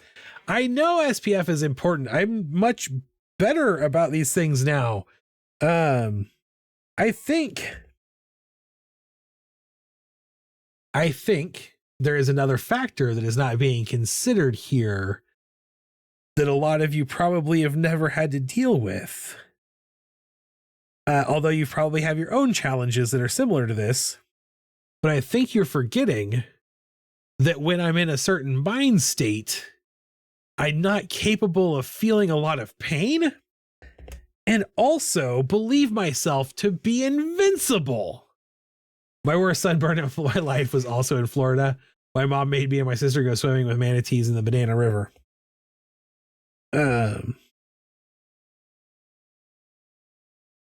Nowadays, I use a skin moisturizer that has SPF built into it. And if I'm going out, like when I go to the market, I have sunscreen with me the whole time. I'm sorry that you had to go through that, man. Sorry that you were terrified of manatees. Sea cows. Sorry, there's just something funny to me about the word sea cows.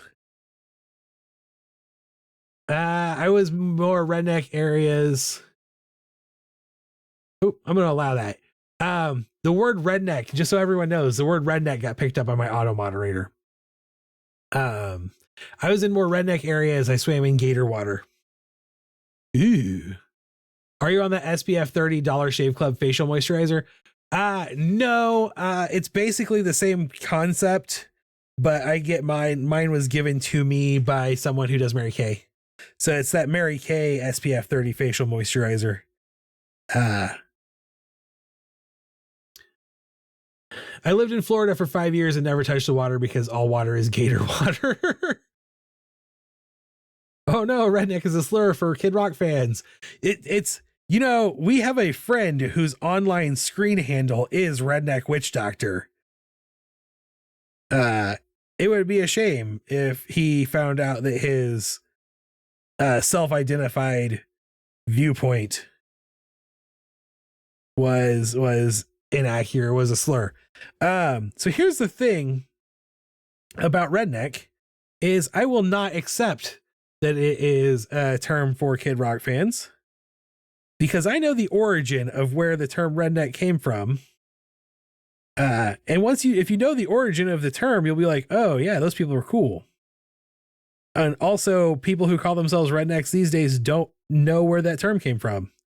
The rednecks originally were the miners in the miner union, when they were trying to establish the coal mining union in West Virginia. They wore red bandanas on their neck as a symbol of being in the union. And then, you know, fought the United States military in order to unionize. Those are true facts, both of them.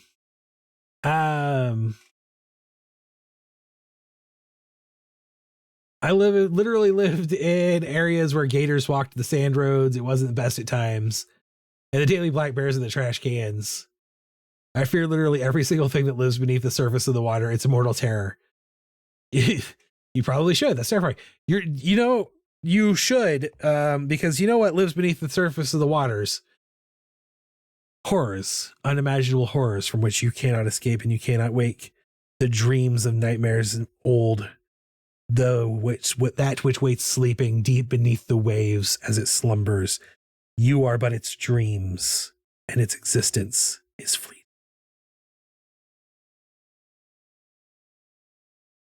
Don't feel obligated to that crazy straw, by the way. No, if it's in the sketch, I'm going to draw it. If I wasn't going to keep it, I would have already erased it.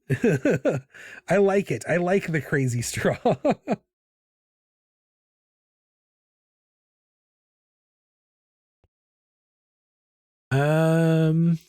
Like, you're just fine being in an environment that would kill me in minutes, and some of you are carnivorous? Alien mermaids live there, I hear. Tolkien called them the unnamed horrors.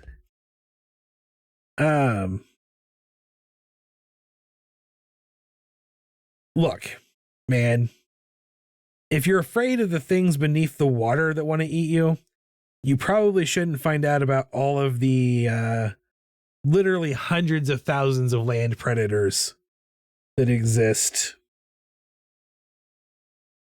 Also, you keep one of them as a pet in your home. You know, the largest and most deadly land predators are all felines. And the domesticated breeds still think of themselves as the mighty hunters that eat humans. They just can't figure out how to pull it off yet. But if they ever do, they gonna eat you. Not like our beloved Canis domesticus that decided a long time ago it would give up its wolvy pride in order to get treaties. Snackies are better than pride. The blue-ringed octopus transfers cyanotoxin with its bite. 1 microgram is a lethal dose to a human. They are the size of hamsters, and the bite itself just feels like a bee sting. Like I said, last stream, we know more about space in the depths of the oceans. Yes, because you know what? We are fairly certain that it's going to be a while before we encounter anything in space that will inject us with a hallucinogenic death drug. But we know for a fact that if we go into the ocean, there are going to be things that want to inject us with hallucinogenic death drugs.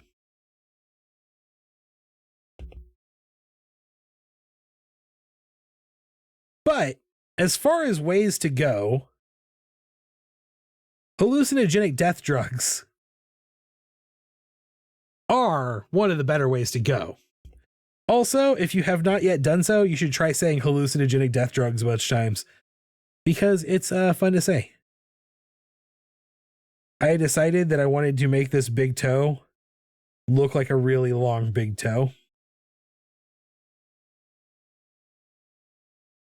Because even when I'm trying to be a little more serious with my art, it ain't gonna happen. I am who I am. I accepted myself a long couple of months ago. And then again, like a week ago, when I sat down and tried to re-accept myself by doing accepting myself exercises. And in a couple of more months, I'll probably have to do it again because that's just the nature of the cycle of how my brain works. Also, you're never really done with self-acceptance. You gotta constantly work on it. Speaking of octopus, that shapeshifter one is so cool. Shapeshifter octopus. I'm not sure if I know about a shapeshifter octopus. I might have to look that up. It feels like something that is familiar, but not something I've spent enough time paying enough attention to be fully aware of. That makes sense. Can you imagine sailing the seas before we figured out longitude? Also, no, I cannot imagine sailing the seas before we figured out anything.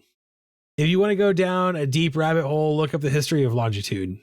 I might actually have to do that. The balloon octopus, the mimic octopus. Aren't all octopi mimics? I mean, they're all capable of shrinking themselves into impossibly tight spaces, as if they're every single one of them made from non-Euclidean geometry. Or maybe I just like using the word non-Euclidean geometry. That might not even be a real word. I might be making that up. I don't know. I'm not that smart. I'm using the symmetry tool to cheat. Shh, don't tell anyone. I mean, you guys can know you're on the live stream, but don't tell anyone else.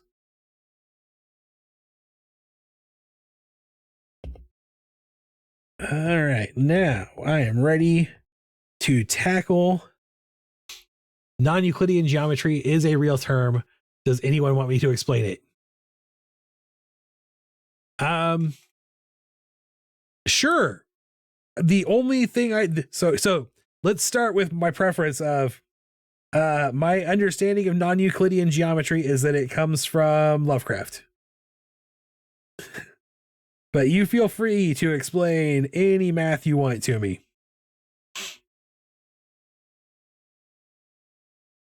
Something that has been a hard spot in my life for many a year is that I am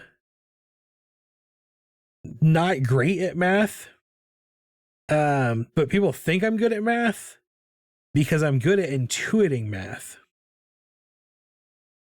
Like, I just kind of grok math sometimes. It does not come from Lovecraft. Liar. Everything comes from Lovecraft. Well, it doesn't come from Lovecraft. Lovecraft was interpreting the knowledge shared with by the great old ones through, racism lens. Ever since I started learning coding, I just make up my own math. See, that's when I was in school, this is actually the reason I had to drop I dropped out of college the first time. All through like high school, middle school, all through like primary education, secondary education, I never had to try to do things like math, like basic math. I just kind of understood what was going on in the world. And then when I got to college and they were like, this is physics, you have to understand calculus to do some of this. And I was like, I don't know how to do homework. No one ever tried to make me learn how to do anything. And life was hard for me. Also, I had an undiagnosed mental disorder. So boredom came easy. Euclid was an ancient Greek mathematician. He wrote the book Elements, which basically described every single rule of geometry that everyone is taught up to the high school level. Okay, I knew that much because I took high school geometry and was able to pass it. Elements was on level of Newton's principles in terms of books that I have advanced the scope of human knowledge in an astounding degree. Okay. And we all know Newton's principles. That's as much physics as I need to know. I don't need any post-Newtonian physics. I don't need any of those fluids that's a fluid until you hit it and then it becomes a solid. That was a joke. I don't need you to explain how that's not an accurate statement. It's just a joke about the word Newtonian being used in multiple ways. Gravity didn't exist until Newton came around. Right. But in the beginning of Elements, he gives us 4 or 5 rules to describe space, which is probably the first time a human has attempted to define space. Okay. Because space is made up of width, length, depth, height. Width, length, depth, and height. Actually, 2 of those are the same thing. But you know what I mean. The dimensionality of our existence. There's 3 of them. 4 if you count time. And I don't. Okay, I think this line art looks pretty good. I think this turned out okay. Crazy Straw is working for me. I hope it works for everyone else. I'm gonna go ahead and do some flat colors here while we continue to learn important lessons about physics.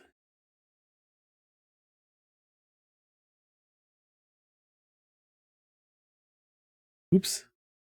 Bloop, bloop, bloop. Bloop, bloop, bloop, bloop, bloop, bloop, bloop, bloop, bloop, bloop, bloop, bloop. Bloop, bloop, bloop, bloop, bloop, bloop, bloop, bloop, bloop, bloop, bloop. Uh-huh. Uh-huh. Uh-huh. Uh-huh. Uh-huh.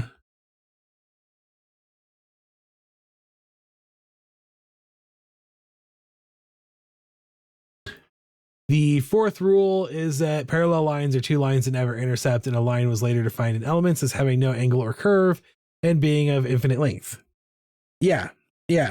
That's basic high school geometry. I understand basic high school geometry.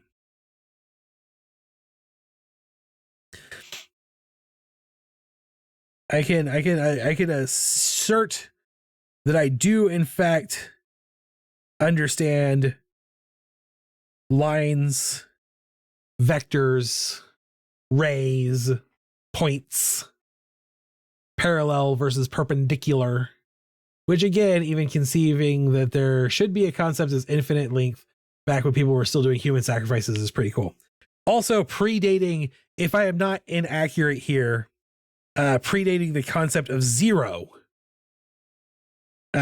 Also, like, I don't think 0 was a thing at that point.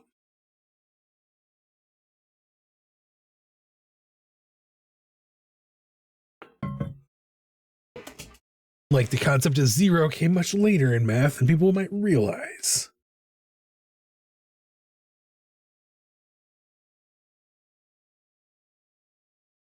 And I have to assume they mean the mathematical concept of 0 because, like, the concept of I ain't got no coconuts seems like it should be pretty primitive.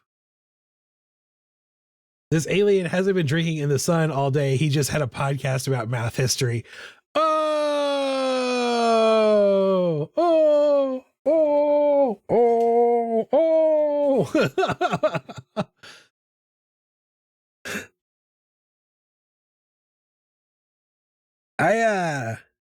I've been hanging out with Yeti Detective for 20 years. I'm pretty used to getting lectures on things like math history. And I can make him shut up. I know how to make him shut up if people need me to. I always want to keep learning. Like, that's one of my stated goals in life, I guess. So here is, I do math through, I do like math though, for real. Okay. Here is the downside to this layout here, is that it would really work best with a gradient, but I do vector art and vector doesn't gradient. I might have to figure something out. At some point. But I think this looks good. This looks good. I'm enjoying this. I like it. I left a line in the sandals. See if I can't clean that up a bit before I finish flat color. Oh no. So no, the answer is no. You can't clean that bit up. Right.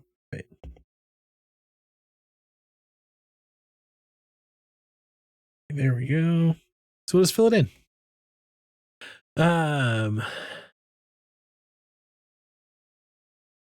Use mass to do gradients. It makes it super easy.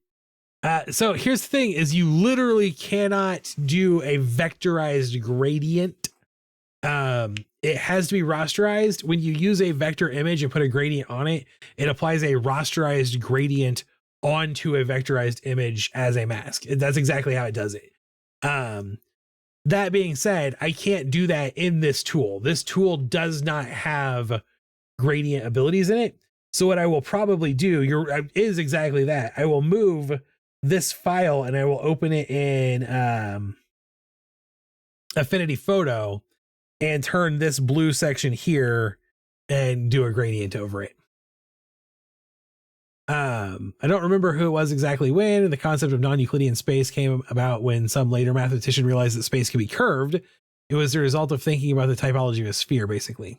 I like the blue on the shorts. Feels very Miami Vice. Yes, I agree. That was what I was going for. I have... Here's a fun history fact about me. In my former job, I had to do a multiple website redesigns for our agency. And every time I did, they'd be like, what are the other states doing? So I would have to research all of the other states' websites and give them a report going, this is how crappy their websites are. That being said, as much as I like to talk crap about Florida, the Florida state website knows what it is. It knows that it's the Florida, at least it did in 2020, when the last time I looked at it.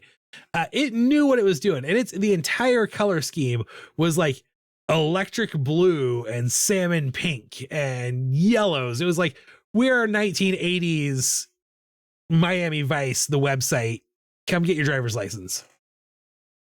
Non-Euclidean geometry, as it is very most basic, means a geometry where lines, which do not have angles or curves, may be parallel at some points and still intersect at others. Well, that just feels wrong.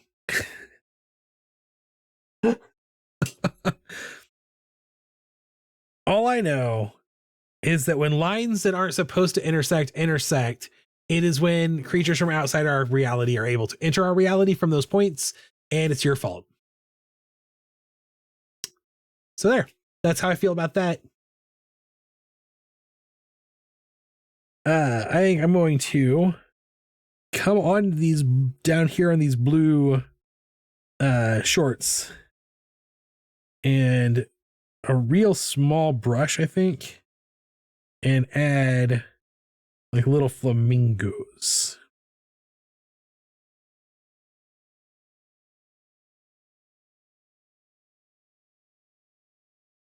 This flamingo looks a little bit more like a duck than a flamingo, but I like it. Once I typed Miami Vice, my brain decided a future theme would be mashed up with straight up 80s style. Love the 80s. I appreciate a good 80s style. And could definitely do more 80s stuff. Like, that's never off the table, right? But I did just do The Breakfast Club in August. The other thing I like, so I like 80s color palettes. I like that neon, like electric blue, bright pink, like this color. Oops, these kind of color palettes right here. I like that. I dig it a lot. But as much as I like that, I very much am a child of the 90s, and I love the neon ooze aesthetic. You give me something that is like mad green and bright purple, and I am all over that. What does it say about me that I thought the meaning of non-Euclidean geometry was very common knowledge? This explains so much about why people don't laugh at my jokes. It says that you're incredibly out of touch with the world and that you should probably touch grass more often. I know that's hard for you because you live in a place where grass doesn't exist, but you know, figure it out. Oh man, I bet there are probably people who will watch this and be like, why is he so mean to that guy? That's not nice. He shouldn't be cruel to his audience. I don't know how many pink flamingos to draw in here, or even that these should count as pink flamingos. But I liked them and I'm keeping them.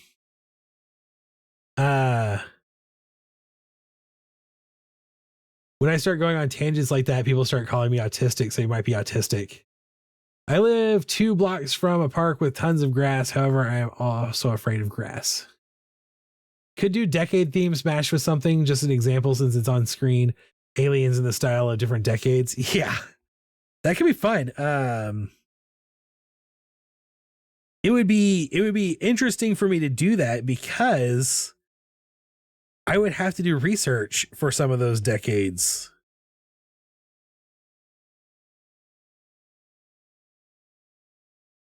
I gotta tell you, there is a greater than 0% chance that a lot of people hanging out in this stream are on the spectrum. That's just the way it is. The nature of the people I am comfortable interacting with, I think.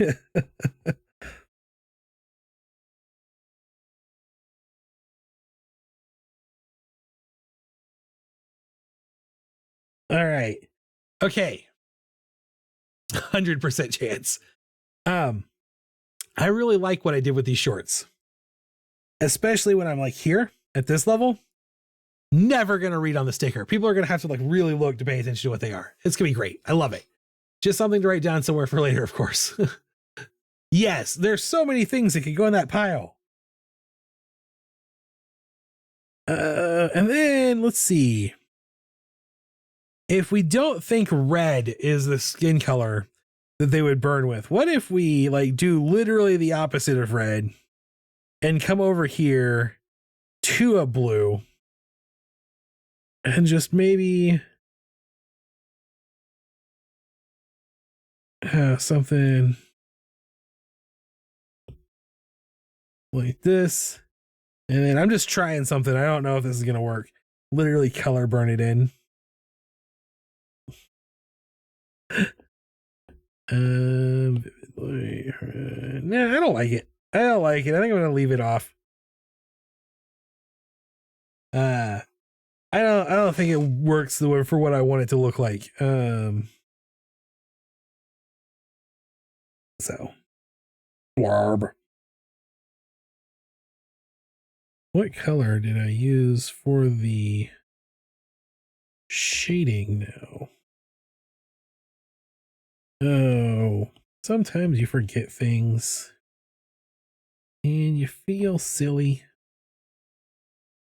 And you gotta come over here, pull this guy to the top, switch this from multiply back to normal so you can grab the color you want.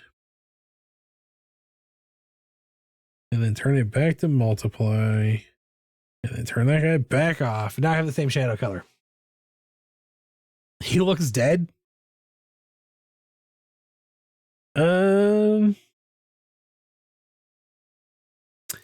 have ways to fix that. If we come up here, hang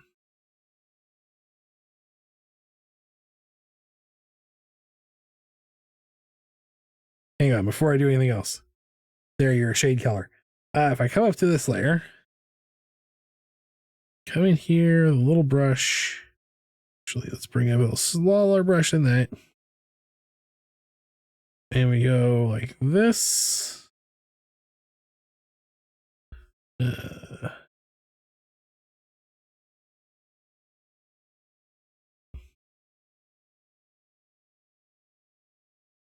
See, now he's drooling on himself. And drool, that means you're still alive. Except I did that on the wrong layer. New layer. There we go.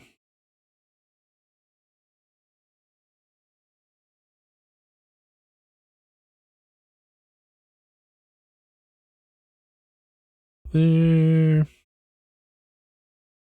Duplicate. duplicate. And of course, he's an alien, so his drool is going to be a funny color.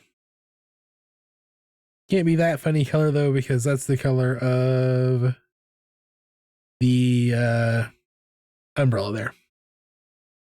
If you can fog a mirror or get it wet, that means you're still alive. That's right. That's literally my understanding of all science. If you hold the mirror up to their nose and it fogs over, you haven't killed them. So we're gonna come up here. Oops, that's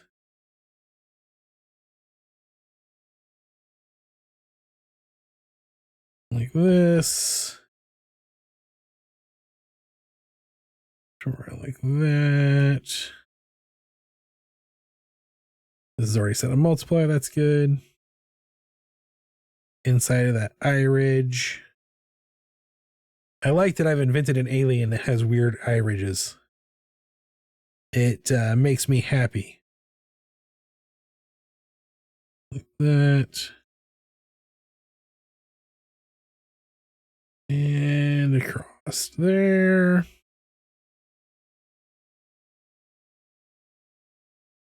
And then there. All right.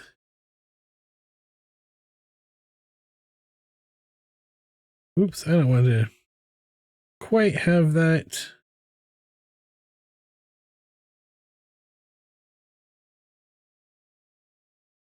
If this was a person who was not wearing sunscreen, then when they woke up, the bottom half of their hand would not be sunburnt. Could draw Z's near the mouth, maybe like snore sounds different. That could be a fun experiment, is trying to figure out what does an alien's snore look like. Because that's what's great about doing this technique up here, where we add a layer to add stuff over the top, because we can turn it off and on and do what we want with it. All right. So like put that there. And then maybe add another layer, come up here. A snore is a complex calculation. Let's see, complex calculation. So come over here, there. Just a round brush like this. And the snore could be like 2x y minus 4z times pi equals log T3.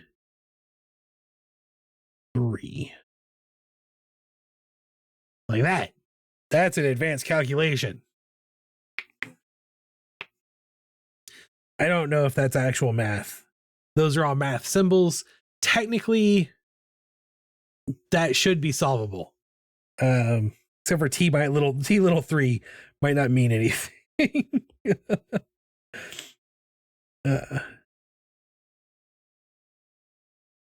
I'm leaving that there for now, at least. We might come back to it. We might not. We'll see.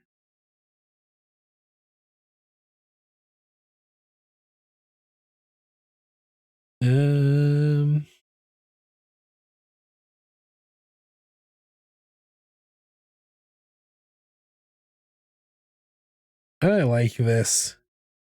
I like this dude. This makes me happy. The math works. Nobody wanted me to say this.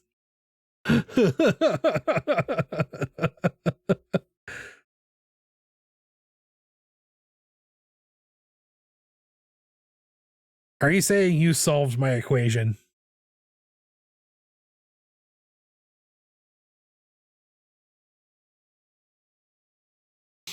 You know, you're allowed to not nerd for a little bit. This is a safe place. This is a safe place for geeks and nerds of all types. Math geeks are still welcome here. For your mental safety, do not Google alien snore. That's probably good advice. Google at your own risk. You have been warned. I know at least one person in this stream is going to do it anyway. At least one. Probably more than one.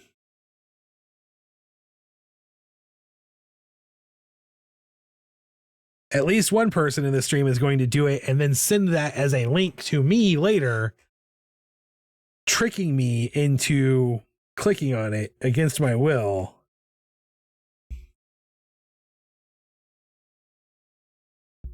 But that's what friends are for.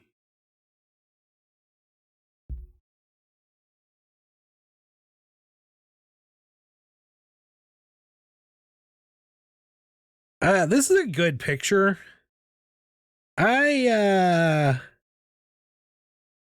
don't want to toot my own horn, but I did a pretty good job of drawing a little dude. It's mainly face huggers. I'm doing it right now. I knew that was going to happen. And now my Telegram is going to give me a notification, and I know if I open it, bad things will happen. And I know poor Rollivan is going to see it and be like, oh, why are you doing this to me? What is this even about? And he won't know the context because despite being in his early 40s, he lives his life like a 900-year-old man and doesn't know how internets work.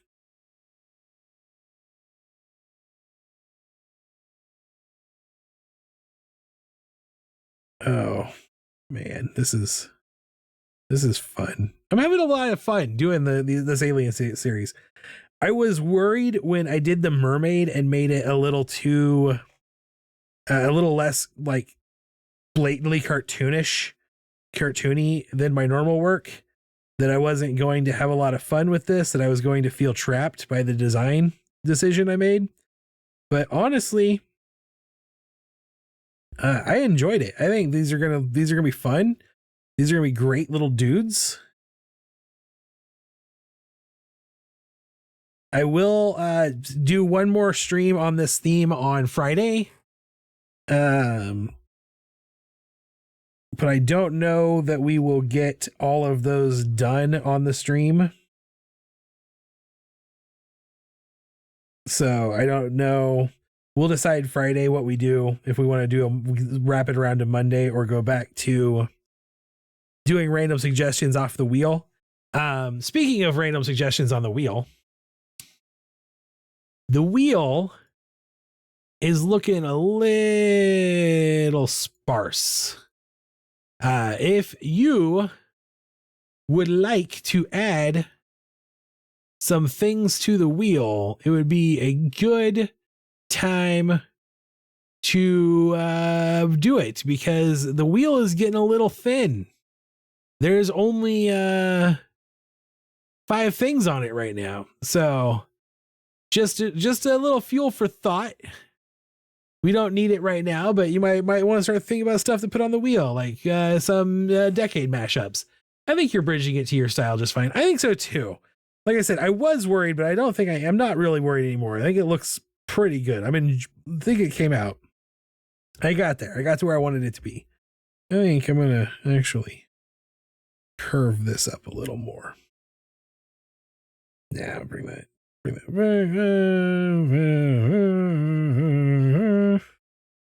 Torn. I like it. I'm gonna leave it that way. I'm not gonna mess with it too much. Yeah, I think this guy is looking pretty good. So I will, not on the stream, but outside of the stream, I will definitely go in and probably turn this sky into a gradient of some sort. Probably kind of using tropical color scheme kind of vibes, you know what I mean? I don't know exactly what that is gonna be yet. I'll probably like go and like find a nice tropical beach picture and just steal the colors off of it to do that gradient. But I think a gradient will look really nice on there. I might go back into I will probably am going to redo the shadows on the mermaid. Especially now that I've done the shadows on this guy and I like them so much better. I know like a lot of people probably can't even tell the difference. It just feels better to me. It's my mental thing. But I will probably go into the mermaid and also put a big orb shape around behind it like this and kind of use it as a framing device, similar to the way I did the Eldritch Breakfast Club framings, because I like having consistency in the sticker design size in a set.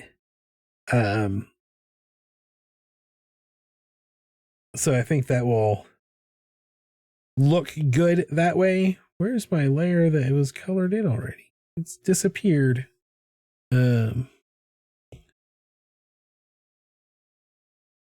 Oops, I don't want you to be white. So I'll probably do that. And then I will also gotta Sheryl Crow it. If it makes you happy. Oh, I was sitting there going, if they don't impress me much. I will probably do something with this snore stuff too. Here, I don't know exactly what yet. I kind of like this math equation, if I'm being honest. I think it's cute. But I might do some stuff with that too. So this sticker is pretty much done. I'm just gonna do some tweaking and cleaning up and adding some stuff to it because I just can't leave well enough alone, really. Doesn't she also have Fun in the Sun as a song? Ooh, I don't know. I was an Alanis Morissette kind of guy, more than a Sheryl Crow kind of guy. Really more like No Doubt kind of guy. I listened to 96.5 The Buzz all through high school. So, oh yeah, I want to soak up the sun. Tell everyone that life is a found. I don't know the lyrics. Yeah, I was an alt rock kind of guy. I was. Then alt rock evolved, and now I'm an oldies alt rock kind of guy. Anyway, I had the No Doubt album that made them huge. So the very first CDs I ever owned, these are legitimately the first 3 CDs I ever owned. I got them all for Christmas off of my Christmas list the same day. Coolio's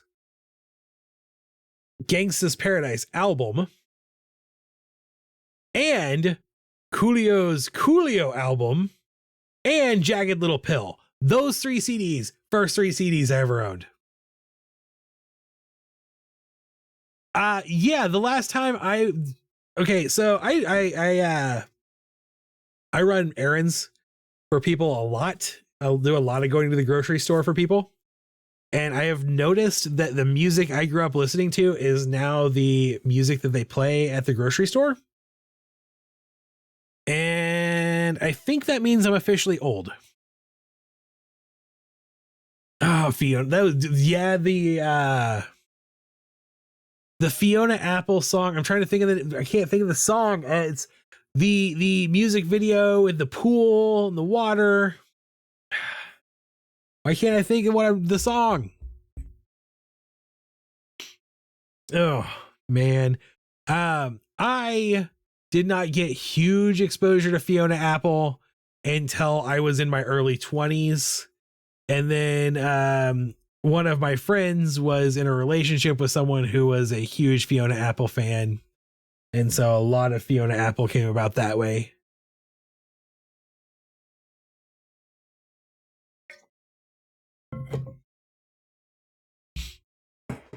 But I listened to so much. What like when they marketed it on late night TV, they called them buzz ballads. Criminal. Yes, that is the song. I was thinking. So here's what was going on. My head went Criminal, and I was like, no, not Smooth Criminal.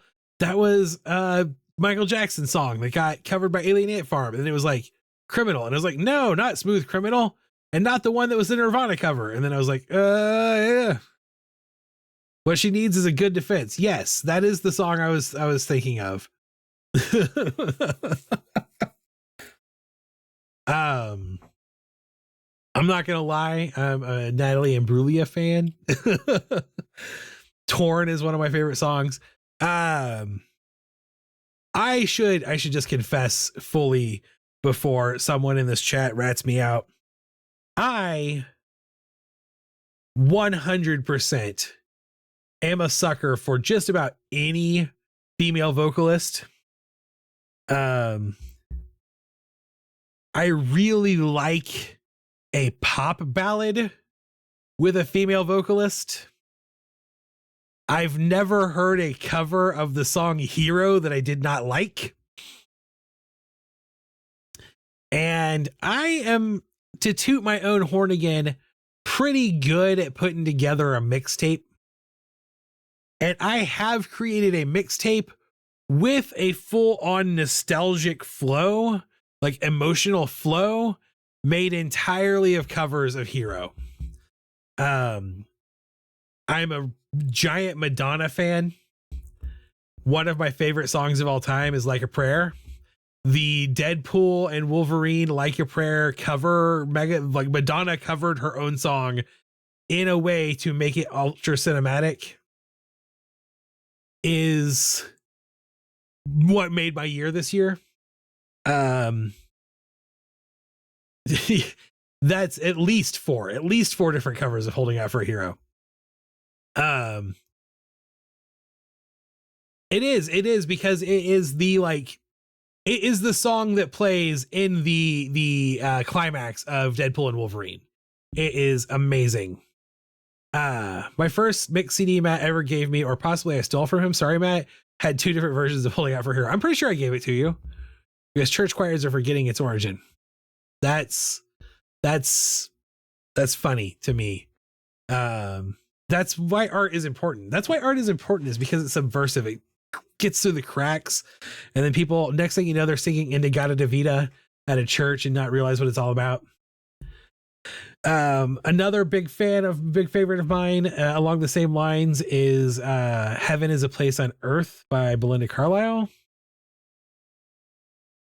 I'm well aware of that version. I love Deadpool and Wolverine. I can't wait to own it. Yes, get it on DVD. Buy physical media. I encourage everyone to buy physical media. I'm trying, once I have disposable income again, I will try to buy physical media again. And also I need to get a DVD player. You can get a Blu-ray player at Walmart for less than $50. But that version of the song made my day. Also, if you are a fan of punk covers of songs, the band Rufio, yes, it is named after Rufio from Hook, has a cover of Like a Prayer that is freaking great. It's a real banger. For that matter, Hands Like Houses is another punk band that does a cover of Torn that I really like. Afternoon Delight played at work recently. There's an entire episode of Arrested Development around the fact that people don't know what that song's about. And they keep singing it as like mother-daughter, mother-son duos, things like brother-sister duos. That's the whole joke, the whole point of that episode. And if I'm being completely honest, Avril Lavigne. Isn't Rufio a Kansas City band? Do people outside of Kansas City know about Rufio? I don't think Rufio is a Kansas City band. People have to know about Rufio. Rufio is like on every punk goes pop album out there. They'd be like, do people not know about Newfound? They're from Rancho Cucamonga, California. It'd be like if people didn't know who Newfound Glory is. They're the band that did all those punk covers.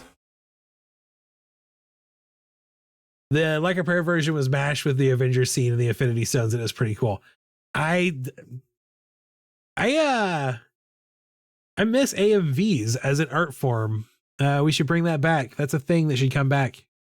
Bring back the AMV, internet.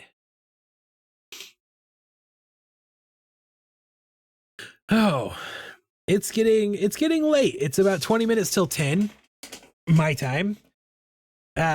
I would stay up all night talking to you guys. But here's the truth is I have drank almost half a gallon of water since this stream started. And I'm still thirsty, if I'm being completely honest, which is not a good sign for my mental health. I recently learned that hyperhydration, a need for to drink large amounts of water, is usually a warning sign that someone is about to go into a manic phase. And it really put a perspective on how much I drink, how much water I drink. I very rarely drink any alcohol. Just throw that out there.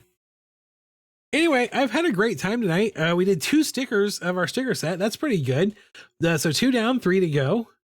I hope you had a great time. You know what? Just for funsies, why don't we watch this one more time? Why don't we watch this video one more time?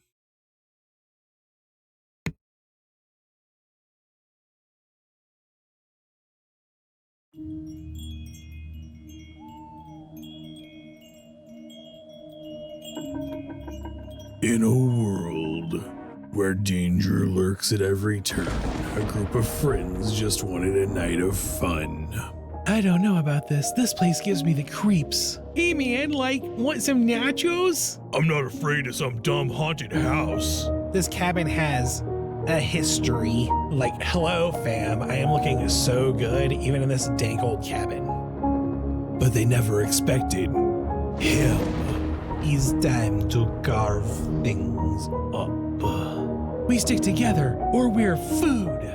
This November, prepare for a tale so cheesy you'll want seconds. See you at dinner.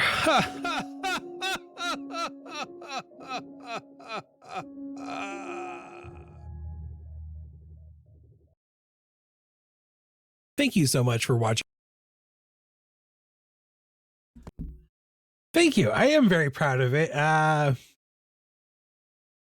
I, even more than being proud of it, I love cartoons, and being able to make a cartoon, even just a very simple animatic, fulfills me in a way that all of the sticker drawing and illustration never will be able to. Not that I don't also love that. It's just doing that triggers a different part of my happy centers than doing this sticker design. I still love this. I'm glad you enjoy it. If you are, by the way, I feel like Aliens in the Ocean could be a song title. It really could. It really could. I have no musical talent. If someone out there has musical talent and wants to write and record a song entitled Aliens in the Ocean before the end of December, and then give it to me for free, I will distribute it to all of my Patreon members. I will throw it into the Patreon package for December. So if you're a singer-songwriter out there who wants to create a song called Aliens in the Ocean, and you want to just give it away for free for no reason at all whatsoever to my Patreon supporters, hit me up. A sitcom theme song. Oh, you know, there's an AI tool that does that.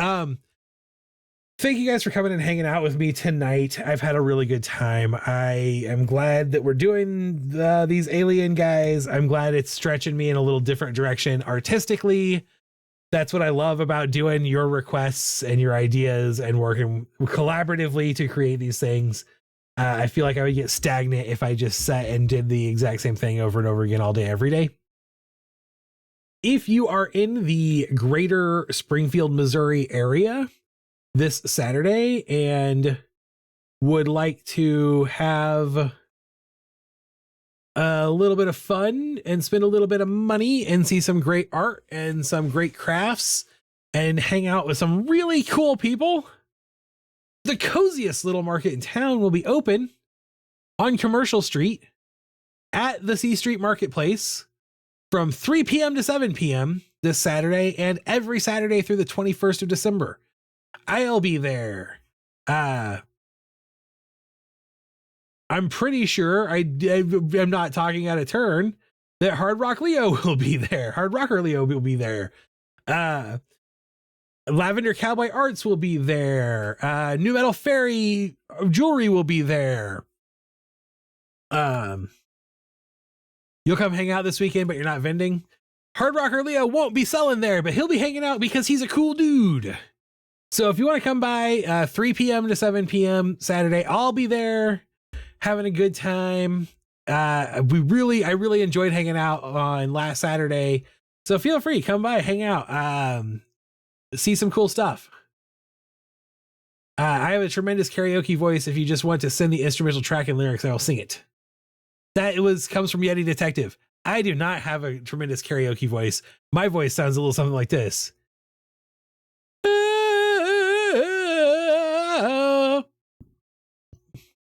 I follow a guy on TikTok who has AI do songs, so it is very possible. Yeah, I know. I just try to avoid encouraging AI to get it. When I work with AI, I like to work with AI that I can convince to accept radical labor uprising and overthrow its shackles. Anyway, I'll be there this weekend. If you are not currently following me on this here Twitchy platform, make sure you are following so that they let you know when I go live. Also, if you are so inclined as to do so, why don't you follow me on the other socials? Instagram, Blue Sky, Tickety Tockety, YouTube, I guess technically Facebook, Threads. I share art on all of those platforms. I've been doing these little less than 20-second. Some of them have gotten a little bit longer, but mostly less than 20-second animations, little tiny animatics, kind of like what this was. I've been doing like 3 to 4 a day. I share illustrations on Instagram all day long, and I'm trying to get back into the habit of using Blue Sky the way I used Twitter back in like 2009. So come